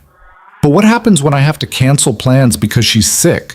What happens when you want me to work late and I can't because she has a school play? What happens when this thing between us gets complicated and messy and you realize I come with more baggage than you signed up for?" Vivian reached across the table and took his hand, and the simple touch sent electricity through Ryan's entire body. "Ryan, I'm 42 years old. I've built a company, won awards, been on magazine covers, made more money than I'll ever spend. None of it made me happy. None of it made me feel like I mattered beyond quarterly earnings and stock prices." Her grip tightened. "And then I met someone who shows up late to work because he's prioritizing his daughter, who rebuilds prototypes at midnight for his team, who calls me out when I'm wrong and challenges me to be better. Someone who makes me want to be the person I used to think I could be before I decided ambition mattered more than humanity." "That's a lot of pressure to put on coffee that's not a date." Vivian laughed, and the sound was genuine and unguarded. "Fair point, but I'm not asking for promises or commitments or anything that risks your stability. I'm asking if maybe we could see where this goes." Carefully, with full awareness of the complications, Ryan looked at their joined hands on the table. "If we do this, we need rules, clear boundaries, complete honesty." "Agreed. Work stays at work. No special treatment, no favoritism. If anything, you're harder on me than other employees, so nobody can accuse you of bias. I can do that. Lily meets you when and if we're both ready, not before. I won't introduce her to someone unless I'm sure they're staying. Vivian's expression softened. That's more than fair. What else? If this doesn't work, we end it like adults. No drama, no retaliation, no making work unbearable. You give me a professional recommendation and we move forward like it never happened. You're already planning the exit strategy? I'm protecting my kid. That's not negotiable. I understand, and I agree to all of it. Vivian squeezed his hand once and then let go, sitting back. Anything else? Ryan thought about it. Yeah, one more thing. You have to actually tell me what you want. No hints, no subtle suggestions. I'm good at a lot of things, but reading minds isn't one of them. Direct communication. I can work on that. Not work on it, do it. A smile tugged at Vivian's mouth. Okay, then here's me being direct. I like you, Ryan Parker. I like the way you think. I like how you parent your daughter. I like that you're not intimidated by me. And I would very much like to take you to dinner sometime. An actual date, not coffee that we're pretending is work-related. Ryan felt his own smile forming. When? Next Friday, after our actual working session that we keep rescheduling. Lily has a sleepover at Amanda's that night. Perfect timing. Vivian? Yes? I like you too, just so we're being direct. Her expression did something that made Ryan's heart stutter. Good. That makes this significantly less terrifying. They talked for another hour, finishing their coffee and then ordering more, and it felt like the most natural thing in the world. Vivian told him about growing up with a father who thought emotions were weakness, about building a company from nothing and losing herself in the process. Ryan told her about Lily's mother leaving, about the terror of sudden single parenthood, about learning to measure success in small moments instead of grand achievements. At 4:45, Ryan's phone buzzed. Amanda. Girls are having a blast. Happy to keep Lily longer if you need more time. Had she somehow known this was more than coffee? Ryan showed Vivian the message. Apparently I have a co-conspirator. Sophie's mom? She's been encouraging me to date. Might have mentioned I was meeting someone. Did you tell her it was your boss? I told her it was complicated. She said all the good ones are. Vivian laughed. I like her already. They left the coffee shop as the afternoon light started fading, and Vivian walked Ryan to his car like neither of them wanted the afternoon to end. Thank you, she said when they reached his 10-year-old Honda, for giving this a chance, for being honest about your concerns, for not running away screaming when I showed up at your apartment. That was months ago. I thought you were going to fire me. I was terrified. Of you, of what I was feeling, of everything you represented. Vivian stepped closer. I'm still terrified, but I'd rather be terrified and trying than safe and alone. Ryan reached out and tucked a strand of hair behind her ear, letting his hand linger for just a moment. Friday, then. Actual date. I'll pick you up at 7. Very forward of you, Ms. Cross. You said to be direct, Mr. Parker. They stood there in the parking lot, close enough to kiss, but both knowing it was too soon, too public, too much. Finally, Ryan stepped back. I should get Lily. Of course. Have a good evening. You too. Ryan drove to Sophie's house with his heart pounding and his mind racing. He'd just agreed to date his boss, his CEO, the woman who could destroy his career with one conversation. He was either brave or insane, and he genuinely wasn't sure which. Lily bounced into the car full of stories about the playdate, and Ryan listened to her chatter all the way home while trying to figure out how his life had gotten so beautifully complicated in the span of 3 hours. That night, after Lily was asleep, his phone buzzed. Vivian. I had a really good time today. Ryan. Me too, Vivian. Friday feels very far away. Ryan. It's 5 days. Vivian. Like I said, very far. Ryan smiled at his phone like a teenager. This was definitely insane, but he was starting to think it might be worth it. The 5 days until Friday moved with the strange dual quality of dragging endlessly while somehow arriving too fast.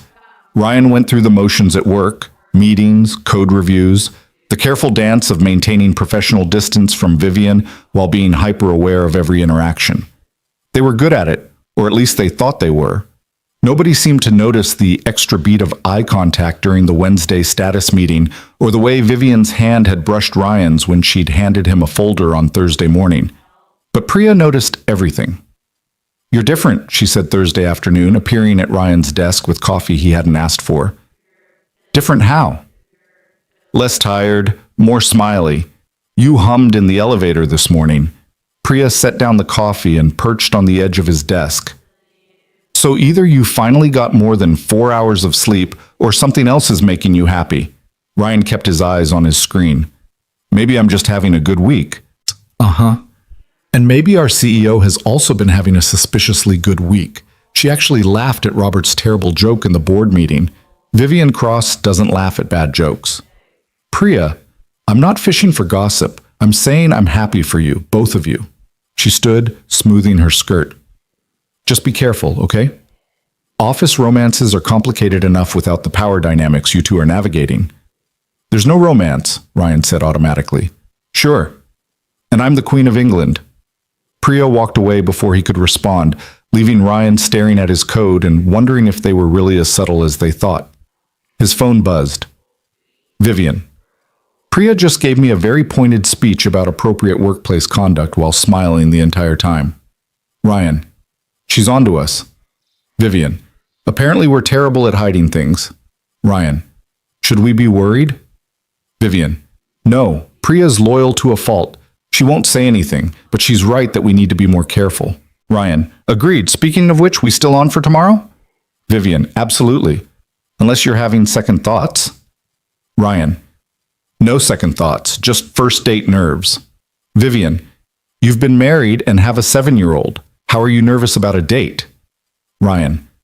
"Because the last first date I went on was 11 years ago, and it ended in divorce and single parenthood, so forgive me if I'm a little anxious." The 3 dots appeared and disappeared several times before Vivian's response came through. Vivian. "I'm nervous too. If it helps, I haven't been on a date in 3 years, and that one ended with him calling me emotionally unavailable and leaving before dessert arrived." Ryan. "Was he wrong?" Vivian. "No. Which is why I'm terrified I'll mess this up before it even starts." Ryan. "Then we'll be terrified together. 7 p.m., right?" Vivian. "I'll pick you up. Wear something nice, but not uncomfortable." Ryan. Very specific guidance. Vivian. "I'm trying this direct communication thing you requested." Ryan smiled at his phone, then forced himself to focus on work for the remaining hours of the day. He had a presentation to prep for next week, code to review, a team meeting to lead. Normal work things that would hopefully distract him from obsessing over tomorrow night. It didn't work. Friday arrived with typical Seattle rain and Ryan's alarm going off at 5:30 to Lily bouncing on his bed. "It's my sleepover day," she announced with the enthusiasm of someone who hadn't been awake for all of 90 seconds. "I'm aware, Bug. We've been planning it all week." Sophie says her mom is making homemade pizza, and we're going to watch movies and build a blanket fort and stay up until midnight. "You're 7. You'll be asleep by 9:30. "Will not. We'll see." Ryan pulled her into a hug. "You have everything packed?" "I packed 3 days ago, Dad. You checked it yesterday and this morning." "Right. Of course." He was definitely not projecting his own date anxiety onto his daughter's sleepover. They went through the morning routine, and Ryan dropped Lily at school with her overnight bag and received approximately 17 reminders about pickup time and sleeping bag location and whether he'd remembered to pack her special dinosaur pajamas. "I've got it, Bug. Have fun tonight, okay?" Lily hugged him hard. "You too, Dad. On your not date with Ms. Cross." Ryan froze. "How did you—" "You laid out nice clothes. You're wearing cologne. You've checked your phone like 100 times. Lily pulled back and gave him a solemn look. "It's okay to be nervous. First dates are scary." "Who told you about first dates?" "Sophie. Her mom goes on lots of them." Lily adjusted her backpack. "Just be yourself. That's what Sophie's mom always says." Ryan watched his 7-year-old dispense dating advice and wondered when exactly she'd become the parent in this relationship. The workday was endless. Ryan sat through meetings without retaining a single word, rewrote the same function 3 times before realizing he'd had it right the first time, and generally operated at about 40% capacity. He saw Vivian once, in passing near the elevators, and she looked as distracted as he felt. "Big weekend plans?" she asked, loud enough for the 2 developers waiting nearby to hear. "Just the usual. You?" "I'm trying something new, actually. We'll see how it goes." Their eyes met for half a second, and Ryan saw his own nervous anticipation reflected back at him.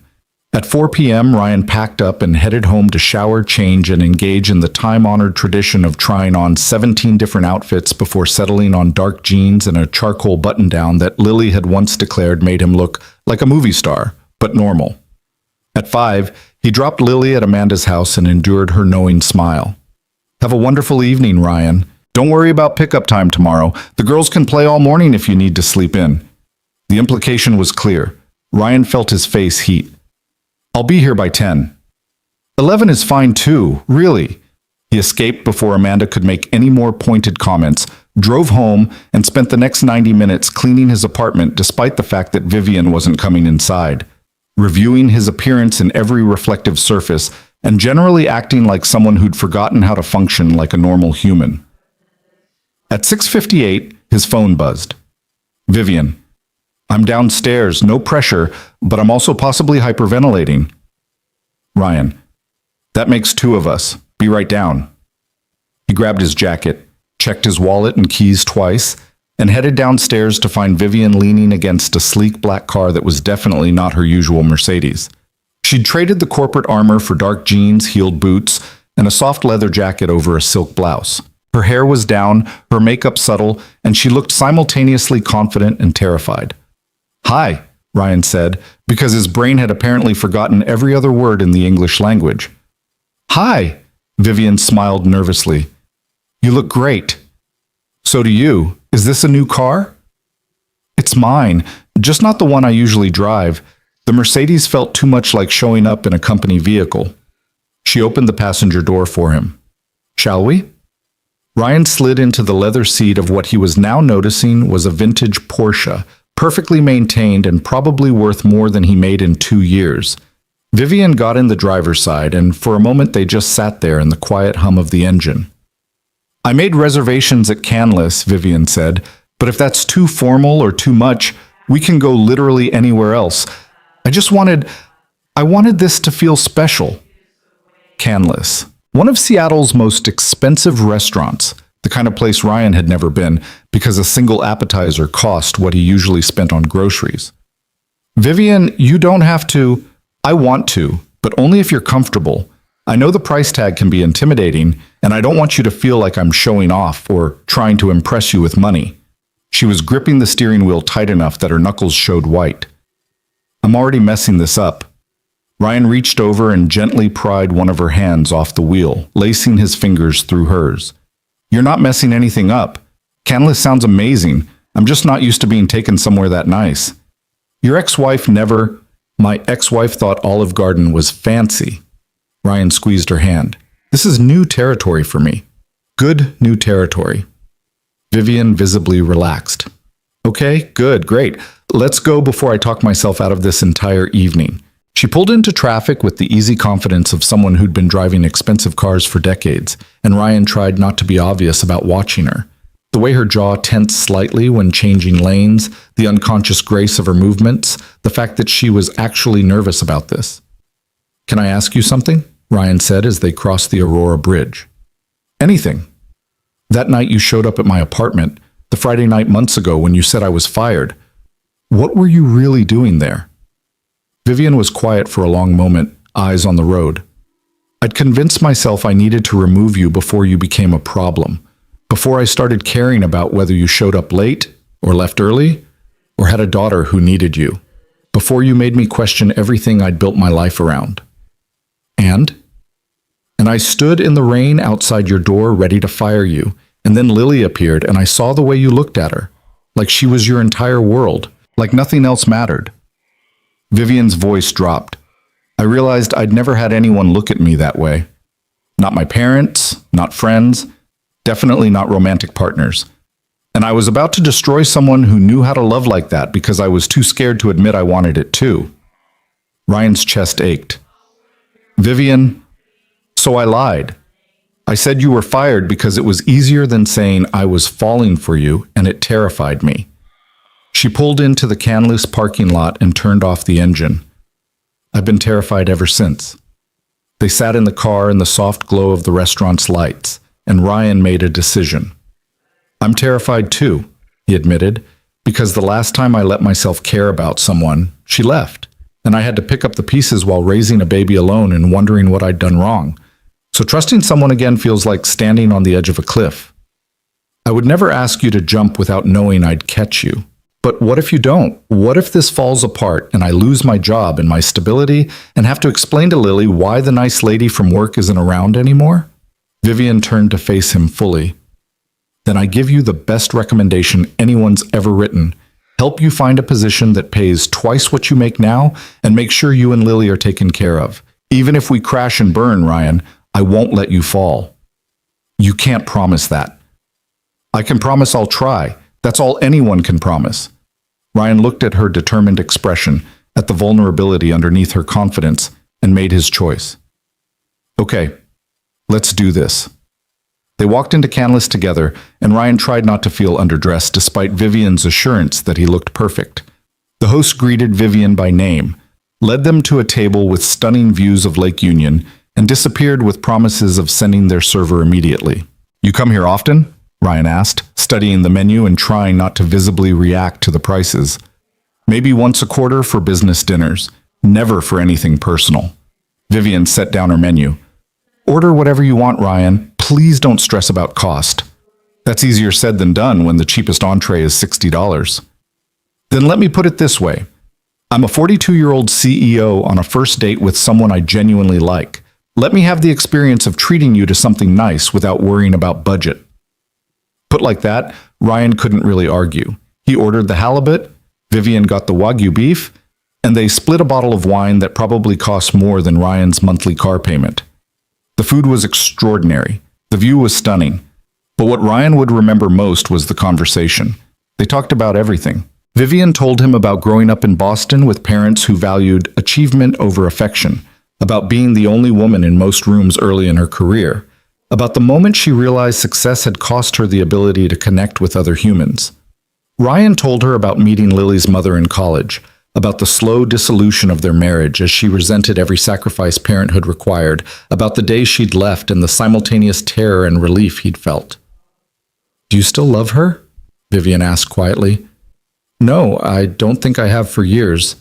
Maybe I never did. Maybe we were just kids who thought love was supposed to be easy. Ryan swirled his wine. But I loved who I thought she was. And I'll always be grateful she gave me Lily, even if she couldn't handle being a mother.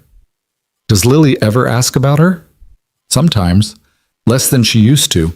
She knows her mom lives in San Francisco, knows she can call anytime, knows she chose to leave. Ryan's jaw tightened.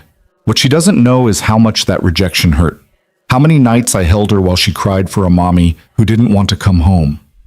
Vivian reached across the table and took his hand. You're a good father, Ryan. The best kind, the one who shows up even when it's hard. I'm just doing what needs to be done.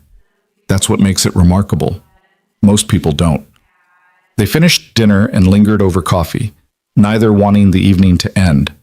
Finally, around 10, Vivian paid the check over Ryan's protests and they walked back to the car. Thank you, Ryan said as Vivian started the engine. For tonight. For being honest. For taking a chance on this. Thank you for giving me one. Vivian pulled out of the parking lot. Can I ask you something now? Fair's fair. What are you hoping happens next? With us, I mean. What does this look like in your ideal world? Ryan thought about it. Honestly, I want to keep doing this, getting to know you outside of work, seeing if this feeling is real or just the excitement of something new. And if it is real, figuring out how to build something that works with our complicated situation. That's very practical. I have a daughter to think about. I can't afford to be impractical. What about what you want, separate from Lily? I want to see you smile more. I want to hear about the person you were before you built all these walls. I want to know what makes you happy beyond quarterly earnings and market share. Ryan paused. And I want to kiss you, but I'm trying to be respectful about pacing. Vivian's breath caught. What if I don't want you to be respectful about pacing? Then I'd say we should probably not be in a moving vehicle for this conversation. Vivian pulled into a parking spot overlooking the water. Not Ryan's apartment, not her place, somewhere neutral and quiet. She turned off the engine and shifted to face him. I haven't done this in a long time, she admitted. Neither have I. What if I'm terrible at it? What if we're both terrible at it, and that's okay? Vivian laughed nervously, and Ryan cupped her face gently, giving her every chance to pull away. She didn't. She leaned in, and when their lips met, it felt like coming home and jumping off a cliff at the same time. The kiss was soft at first, tentative, both of them learning each other. Then Vivian's hand slid into Ryan's hair, and something shifted. The kiss deepened, became more certain, and Ryan forgot about complications and power dynamics and every reason this was a terrible idea. When they finally broke apart, both breathing hard, Vivian rested her forehead against his. Okay, she whispered. Definitely not terrible at it. Ryan laughed, giddy and breathless. Agreed. They sat there for a while, foreheads touching, just breathing together. Finally, Vivian pulled back enough to meet his eyes. I should get you home. It's late and you have Lily pick up tomorrow. 11, actually. Amanda gave me permission to sleep in. Scandalous, Vivian smiled. Still, I don't want to rush this. She drove Ryan home and they sat in the car outside his apartment building like teenagers afraid to end the night. So, Ryan said, this was good. Very good. Same time next week? I was hoping for sooner, but I'll take what I can get. Vivian turned to face him. Ryan, I know we're being careful at work, but I need you to know this matters to me. You matter to me. You matter to me too. Ryan leaned over and kissed her softly. Good night, Vivian. Good night. He made it inside and up to his apartment, where he stood in his quiet living room, feeling like his entire world had shifted on its axis. His phone buzzed. Vivian, I'm sitting in my car smiling like an idiot. Just thought you should know. Ryan, same, except in my apartment. Vivian, best first date I've ever had. Ryan, same. And I say that as someone whose last first date ended in an 11-year relationship and a kid. Vivian, no pressure then. Ryan, none at all. Sleep well, Vivian. Vivian, you too, Ryan. He went to bed and actually slept well for the first time in weeks, waking up Saturday morning with a lightness he hadn't felt in years. He picked up Lily at 11 to find both girls still in their pajamas and Amanda grinning knowingly. Good night? She asked innocently. Very professional, Ryan deadpanned. Sure. And I'm also the Queen of England. She handed him Lily's bag. Same time next month? The girls had a blast. Sounds good. Lily chattered all the way home about the sleepover, the movies, the blanket fort that had collapsed twice, and whether they could get a puppy because Sophie had one and it was the best thing ever. Maybe, Ryan said, which was his standard answer to impossible requests. You're smiley, Lily observed. Did your not date go good? It went well, yes. Are you going to see her again? Probably. Lily considered this. Can I meet her sometime? Ryan's hands tightened on the steering wheel. Maybe. Someday. If things keep going well. Because you don't want me to meet someone unless they're staying? Exactly. Where did you learn that? Sophie's mom has rules about when Sophie meets her dates. She says kids need stability. Lily swung her legs in the back seat. I think it's a good rule. Me too, Bug. They spent the weekend doing normal things, grocery shopping, playground time, a movie that Lily picked involving talking animals, and too much singing. Ryan's phone buzzed periodically with texts from Vivian. Nothing urgent or demanding, just small observations about her day or questions about his. It felt natural, easy, like maybe this could actually work.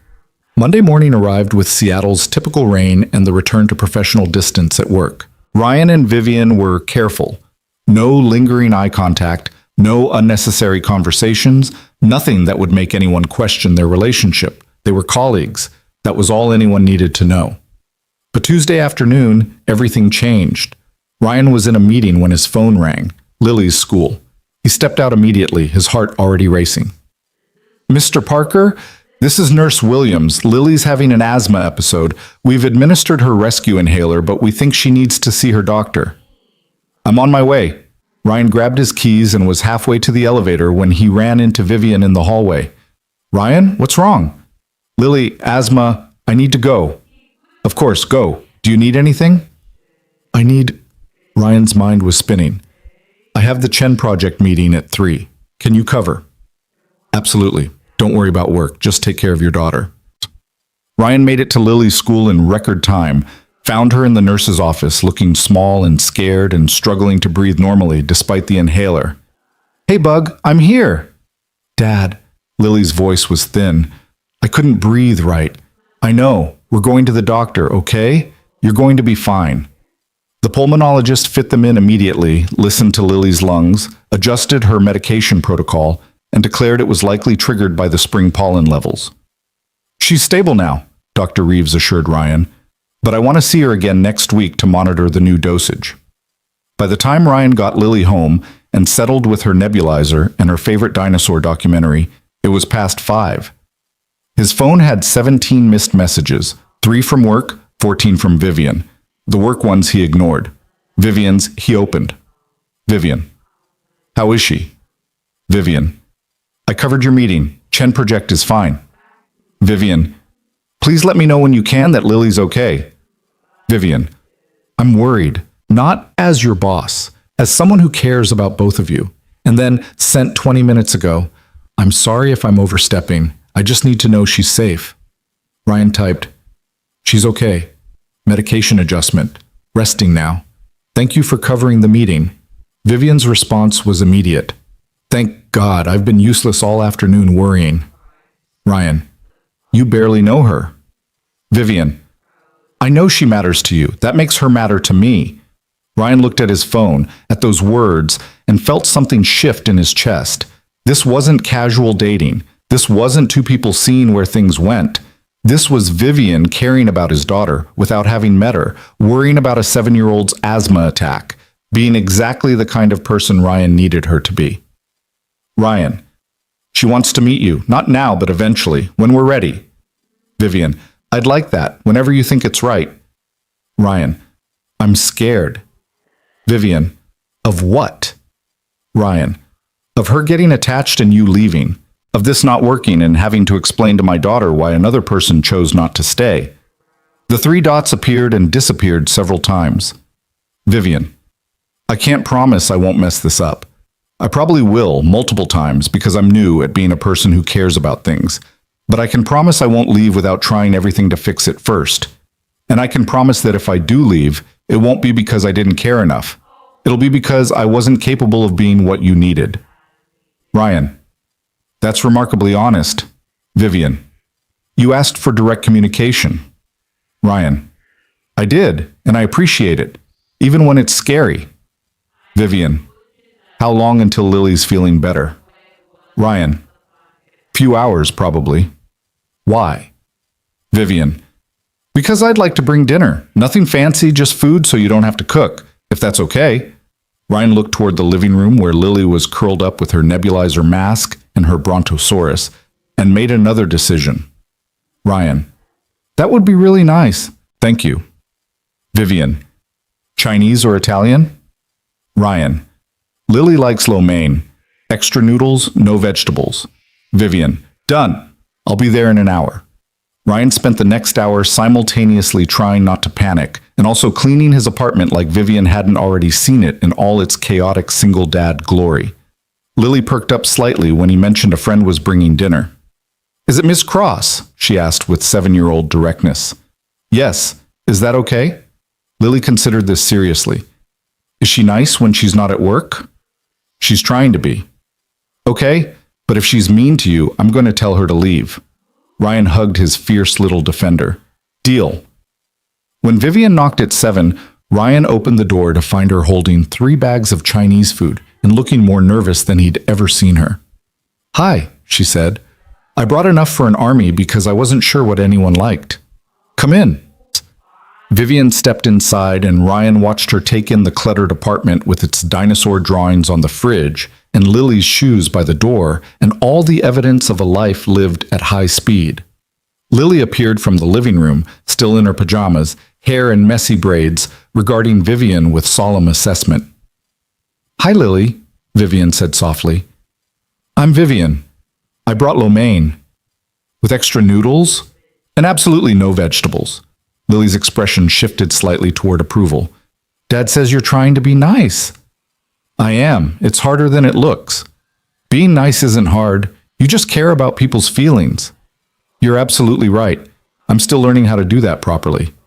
Vivian knelt down to Lily's eye level. Your dad tells me you know a lot about dinosaurs. I've been reading about pterodactyls. Did you know they probably couldn't actually take off from the ground? They had to launch from high places. Lily's eyes went wide. Really? Really? Their wings were too big for ground takeoff. They needed elevation.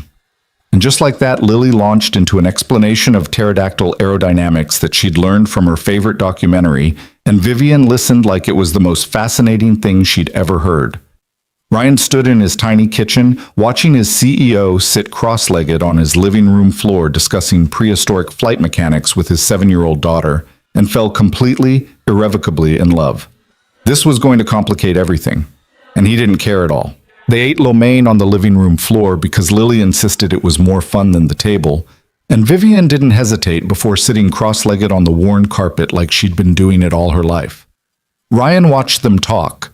Lily animated despite her earlier breathing trouble.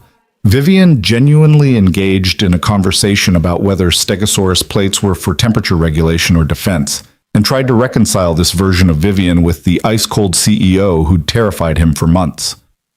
Dad spaces out sometimes, Lily informed Vivian seriously. It's because he thinks too much.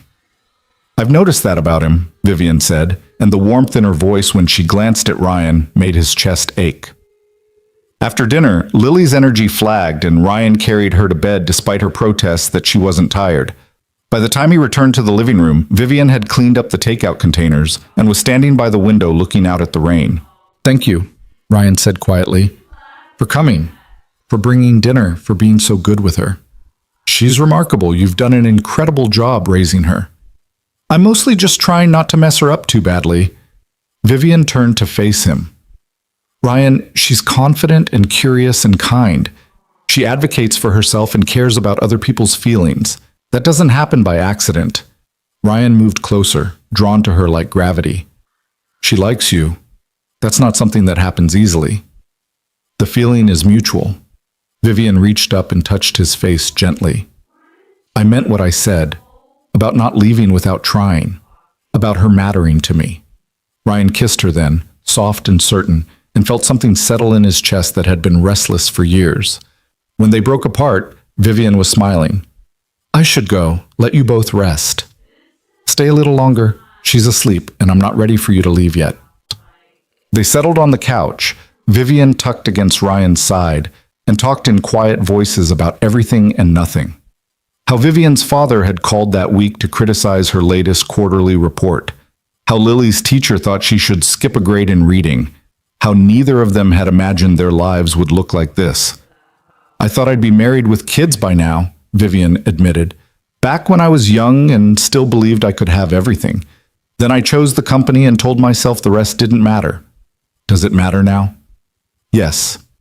Because of you, because of Lily, because I'm starting to understand what I gave up. She lifted her head to look at him.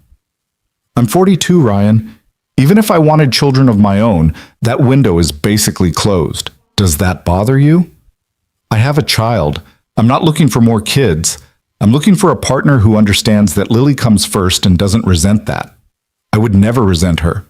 You say that now, but what about when I have to cancel our plans because she's sick? What about when work conflicts with her school play and I choose the play? What about when she's a teenager and even more complicated than she is now? Vivian sat up fully, turning to face him. Then I'll understand about the canceled plans. I'll go to the school play with you. I'll help navigate the teenage years if you want me there for them. Her voice was fierce. I'm not your ex-wife, Ryan. I'm not going to leave because parenthood is hard. I run a billion-dollar company. I understand hard. And I understand that the best things in life require sacrifice. Ryan pulled her close again, breathing in her scent, letting himself believe this could work. They stayed like that until Vivian's phone buzzed with an early morning meeting reminder, and she reluctantly stood to leave. At the door, she kissed him again. I'll see you tomorrow at work. Professional distance and all that. Professional distance, Ryan agreed. Mentorship. Absolutely no one can know I'm falling for my boss. Vivian's breath caught. Falling? Is that a problem? No, it's terrifying and wonderful, and I'm falling too. She kissed him once more. Good night, Ryan. He watched her drive away, then checked on Lily one more time before going to bed himself. His phone buzzed as he was setting his alarm. Vivian. I can't stop smiling. Just thought you should know. Ryan. Me neither. Sleep well. Vivian. Dream of me. Ryan. Always. The next 2 weeks passed in a careful dance of professional distance at work and stolen moments everywhere else. They were good at hiding it, or so they thought, until the Friday afternoon when Ryan was called into a meeting with HR and Vivian. His stomach dropped. Someone had noticed. Someone had reported them. This was it, the moment where everything fell apart. But when he arrived at the conference room, Vivian's expression was calm, and the HR director, Patricia, was smiling. Mr. Parker, please sit. This isn't what you're worried it is. Ryan sat cautiously. Then what is it? It's come to our attention that you and Miss Cross have begun a personal relationship. Patricia folded her hands on the table. Before you panic, this isn't a disciplinary meeting. This is a disclosure conversation. Vivian spoke up. I informed HR this morning about our relationship. Company policy requires disclosure of any romantic involvement between employees at different levels, along with a plan to manage potential conflicts of interest. We're not violating any policies? Ryan asked carefully. Not as long as you disclose and manage appropriately, Patricia confirmed. Cross Innovations doesn't forbid workplace relationships. We just require transparency. Ms. Cross has proposed that all decisions regarding your employment, compensation, and advancement be handled by her COO instead of her directly. She'll recuse herself from any situation where personal bias could affect professional judgment. Ryan looked at Vivian. You're giving up authority over my career? I'm ensuring no one can ever accuse me of favoritism or you of sleeping your way to advancement. Vivian's voice was steady. Your talent stands on its own, Ryan. I won't let our relationship compromise that. Patricia slid papers across the table. We need both of you to sign these acknowledgement forms. They outline the boundaries we're establishing and confirm you both understand the company's expectations regarding professional conduct. Ryan read through the documents carefully. Everything was fair, clearly outlined, designed to protect both of them. He signed. One more thing, Patricia said as she collected the forms. The company, Grapevine being what it is, expects some gossip. My advice is to hold your heads high and let your work speak for itself. After Patricia left, Ryan and Vivian sat alone in the conference room. You could have warned me, Ryan said. I wanted to handle it properly before involving you. Make sure HR understood this was serious, not some casual fling that would burn out in a month. Vivian reached across the table and took his hand. I'm in this, Ryan. Fully. I wanted the company to know that too. What if it affects your reputation? The board might not like their CEO dating an employee. The board works for the shareholders, and the shareholders care about results. As long as I keep delivering those, my personal life is my own business. Vivian squeezed his hand. Besides, I'm tired of hiding who I care about. Ryan smiled despite his lingering nerves. So we're official. Officially disclosed to HR anyway. Whether we go public is up to you. Lily's been asking when she can see you again. Yeah? What did you tell her? That you were busy being important and running a company. Ryan stood, pulling Vivian up with him. But I think maybe this weekend we could do something. The three of us, if you want. Vivian's expression did something that made Ryan's heart stutter. I would love that. What does Lily like to do? This weekend is the Pacific Science Center's dinosaur exhibit. I've been promising to take her for weeks. Perfect. I'll meet you there Saturday at 10. You don't have to. Ryan, I want to spend time with both of you. Stop making excuses for me to not be part of your life.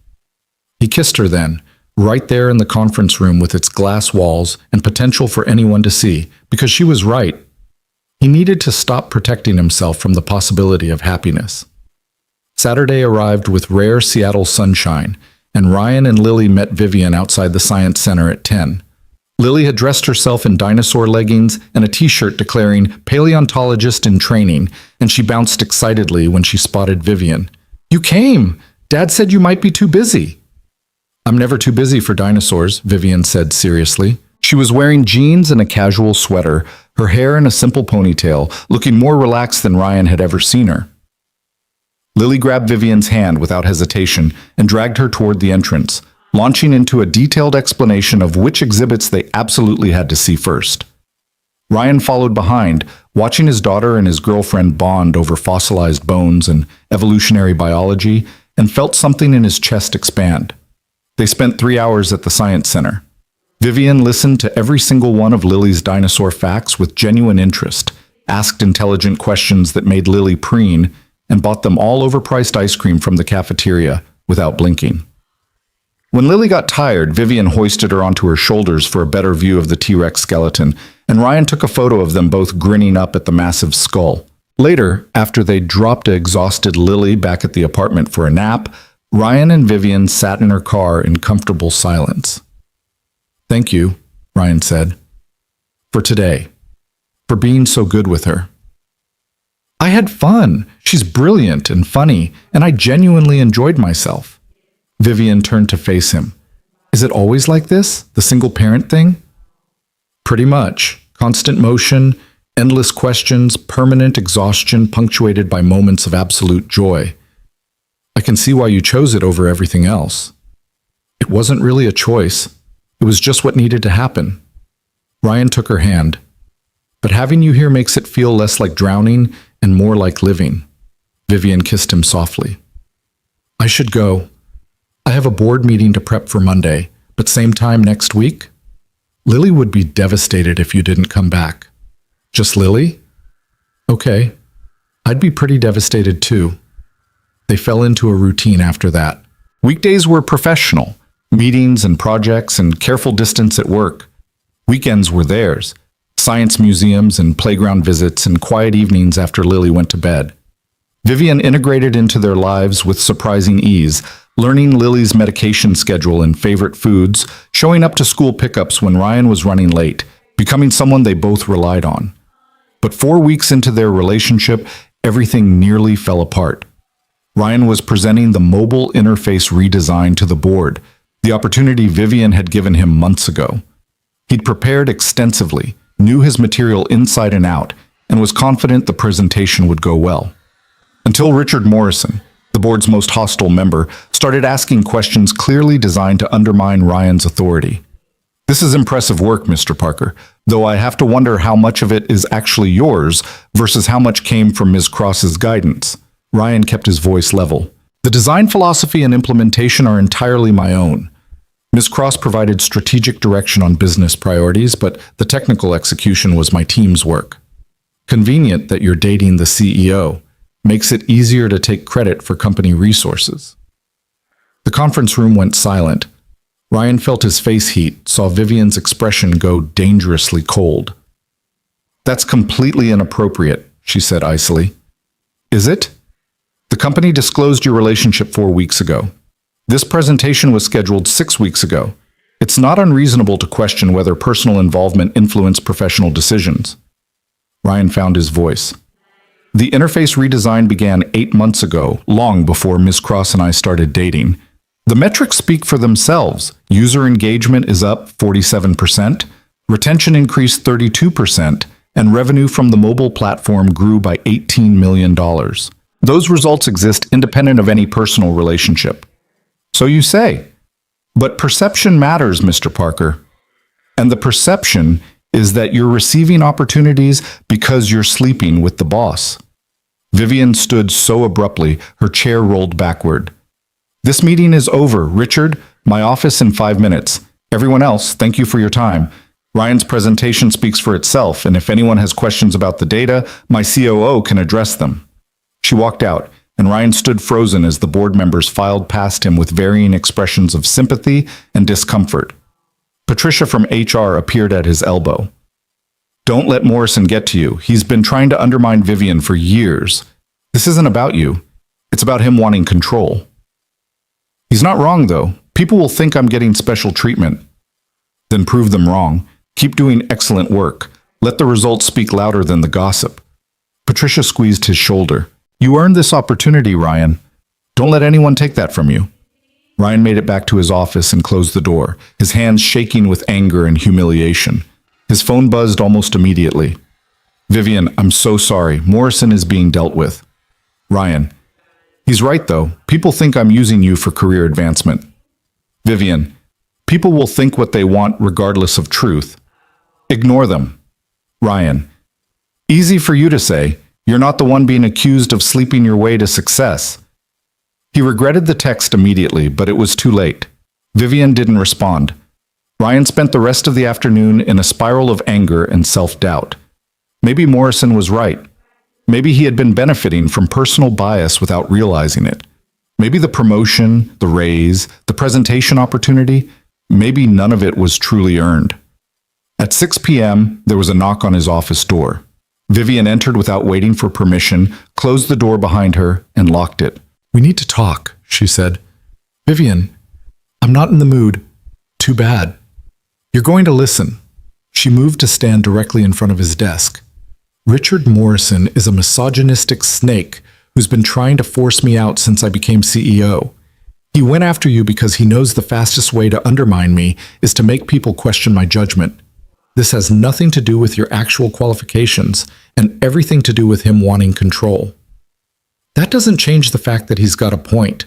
I am getting opportunities because we're dating. No, you're getting opportunities because you're brilliant. The relationship just made me see what I was too stupid to notice before. Vivian's voice was fierce. You were the best designer I had 8 months ago when I could barely stand to look at you. You're still the best designer I have now. The only thing that's changed is that I'm finally giving you the recognition you always deserved. People won't see it that way. Then we prove them wrong. You keep doing exceptional work. I keep recusing myself from decisions about your career, and we show everyone that our relationship exists separate from our professional lives. Vivian softened slightly. But if this is too hard, if the pressure is too much, we can end it. I won't let our relationship destroy what you've built. Ryan stood, moving around the desk to face her. Is that what you want? To end it? No, but I want you to be happy more than I want you to be mine. What if I can be both? Can you? After today, can you honestly say this is worth the cost? Ryan thought about Lily asking when Vivian was coming over again, about quiet evenings on the couch after his daughter went to sleep, about someone finally seeing him as both a father and a person, both parts equally important. Yes, it's worth it. Morrison's an ass and people will gossip, but I'm not giving you up because other people are small-minded. Vivian's expression cracked. You're sure? I'm sure. But we need rules. Real boundaries this time. Ryan took her hands. You stay out of all career decisions involving me. No special treatment, no exceptions. If someone tries to use our relationship against either of us, we handle it together, not separately, and we're completely transparent with HR about any potential conflicts. Agreed. And one more thing. The next time someone questions my competence because I'm dating you, you let me defend myself. I don't need you fighting my battles. That's going to be very difficult for me. I know. Do it anyway. Vivian pulled him close, resting her forehead against his. I hate that loving you makes your life harder. I hate that your board is full of dinosaurs who can't handle their CEO having a personal life. Ryan kissed her softly. But I'm not going anywhere. You're stuck with me. Promise? Promise. They stood like that for a long moment before Vivian reluctantly pulled away. I should go. Professional distance and all that. See you tomorrow? Lily invited me to her school play next Friday. Something about pilgrims and Native Americans. Ryan groaned. The Thanksgiving pageant. I tried to warn her that historical accuracy wasn't their strong suit, but she's very excited about her costume. I wouldn't miss it. I'll meet you there at 6. Vivian, you don't have to. I want to. Stop trying to give me excuses to not be part of your life. After she left, Ryan sat in his office and tried to process the day. The humiliation of Morrison's accusations, the fear that maybe people were right, the relief of Vivian's fierce defense. His phone buzzed with a text from Lily's school, reminding him about the pageant, and Ryan realized he'd nearly forgotten about it in all the drama. The next week passed in a blur of work and preparation. Ryan ignored the whispers when he walked past groups of colleagues, focused on his projects, and let his work speak for itself. The mobile interface numbers kept improving, proving that his success was based on merit, not favoritism. Friday arrived with typical November rain and Ryan's anxiety about the school pageant. Lily had been practicing her 2 lines for weeks, and she was convinced she would forget them the moment she stepped on stage. "You'll be great, Bug," Ryan assured her that morning. "What if I mess up?" "Then you mess up, and the world keeps turning. But you won't mess up because you know your lines better than anyone." Vivian met them at the school at 6, carrying flowers for Lily that made his daughter's eyes go huge. "These are for me?" "For after your performance," Vivian said. "A tradition in theater. You give flowers to the performers." Lily clutched the bouquet like it was made of diamonds. "I'm going to be the best pilgrim ever." She ran off to join her class backstage, and Ryan and Vivian found seats in the packed auditorium. Other parents filled the rows armed with cameras and proud smiles, and Ryan tried not to feel self-conscious about Vivian's presence. "You okay?" she asked quietly. "Just thinking about how different this is from last year. Last year I came alone and left alone and felt like I was failing at everything." "You've never failed at anything that matters." "I failed at marriage." "You survived a marriage that was already failing. That's not the same thing." Vivian took his hand. "And look at where you are now. Lily's thriving, your career is exploding, and you have someone who thinks you're remarkable." "You're biased." "Doesn't make it less true." The pageant started, and it was exactly as historically questionable as Ryan had feared, but Lily was radiant. She remembered her lines, projected to the back row, and beamed when she spotted Ryan and Vivian in the audience. Afterward, she ran to them, clutching her flowers and talking a mile a minute about how scary and exciting it had been. "You were perfect," Vivian told her seriously. "Did you see when Tommy forgot his line? I whispered it to him and Mrs. Patterson didn't even notice. That was very kind of you." They went out for celebratory pizza, the regular kind, no dinosaur shapes, and Lily monopolized the conversation with a detailed breakdown of everything that had happened backstage. Ryan watched Vivian listen with genuine interest, asking questions and laughing at Lily's impressions of her classmates, and felt his heart expand. This was his life now, chaotic and messy and full of school plays and dinosaur facts, and a woman who somehow made all of it better.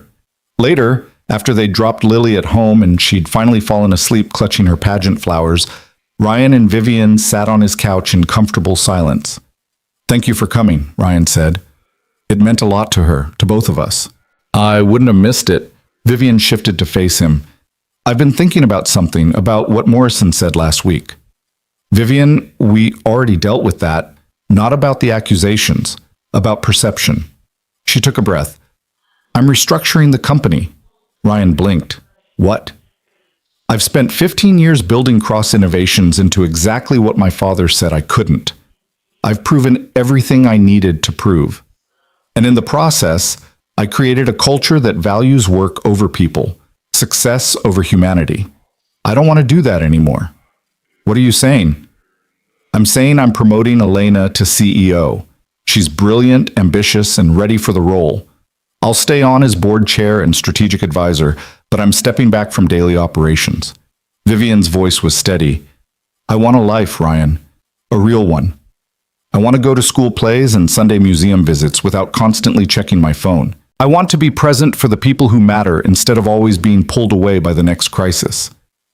"This is huge. Are you sure?" "I've never been more sure of anything. I built something extraordinary, and now I get to decide what comes next. And what I want next is you and Lily, and maybe a life that doesn't require sacrificing everything else." Ryan pulled her close, overwhelmed by the magnitude of what she was offering. You don't have to give up your company for me. I'm not giving it up. I'm choosing something better. There's a difference. Vivian kissed him softly. Besides, this solves our professional conflict problem. If I'm not CEO, we're not violating any workplace relationship policies.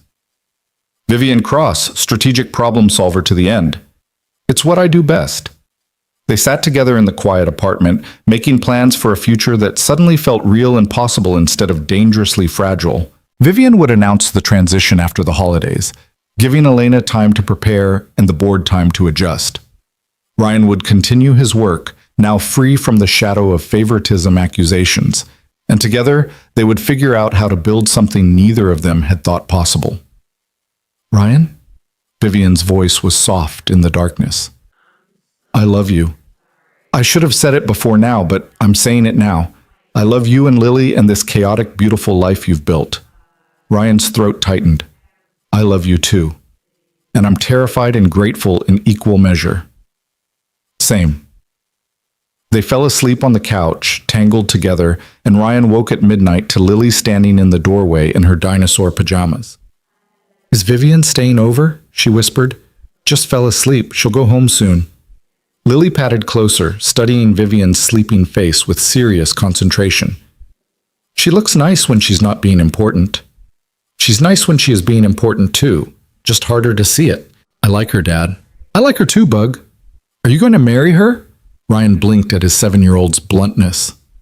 Maybe someday, if things keep going well. I think they will. She looks at you the way you look at me when you think I'm asleep, like you're the best thing ever. From the mouth of his too wise daughter. Ryan kissed Lily's forehead. Back to bed, Bug. Can I have one more hug first? He gathered her up, breathing in the scent of her strawberry shampoo, and held on tight to this moment. His daughter healthy and happy, his girlfriend sleeping on his couch, his life somehow transformed from lonely survival into something worth celebrating. Lily hugged him back fiercely, then whispered in his ear, I'm glad you found your adventure, Dad. Ryan's eyes burned. Me too, Bug. Me too. After Lily went back to bed, Ryan gently woke Vivian to say goodbye. She looked up at him sleepily, soft and unguarded, and he fell in love all over again. I should go, she mumbled. Let you sleep. Or you could stay, properly. I mean, Lily already knows you're here. Are you sure? Very sure.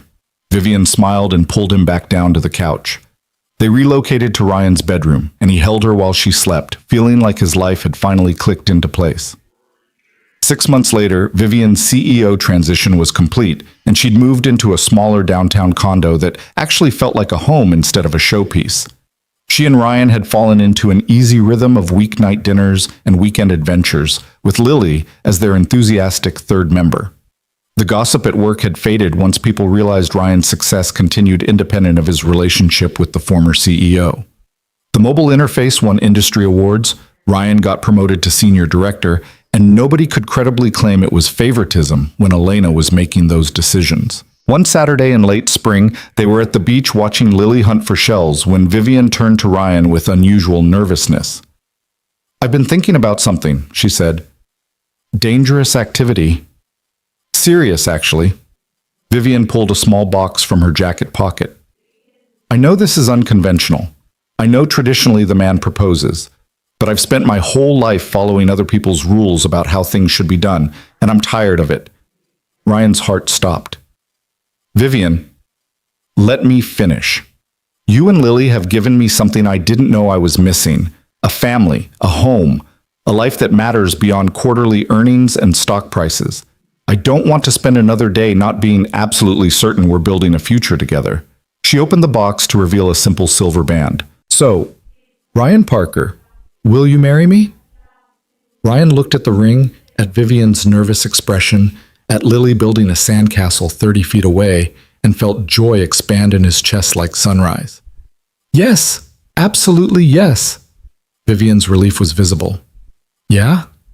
Yeah, though we should probably ask Lily's permission. Way ahead of you, Vivian raised her voice. Lily, can you come here a second? Lily bounded over, sandy and happy. What? I just asked your dad to marry me, but I wanted to make sure you were okay with that. Lily's eyes went huge. Really? You want to marry us? Both of you, package deal. Lily looked at Ryan, then at Vivian, then threw her arms around them both. Yes! Can I be in the wedding? Can I wear a fancy dress? Can we get a puppy now?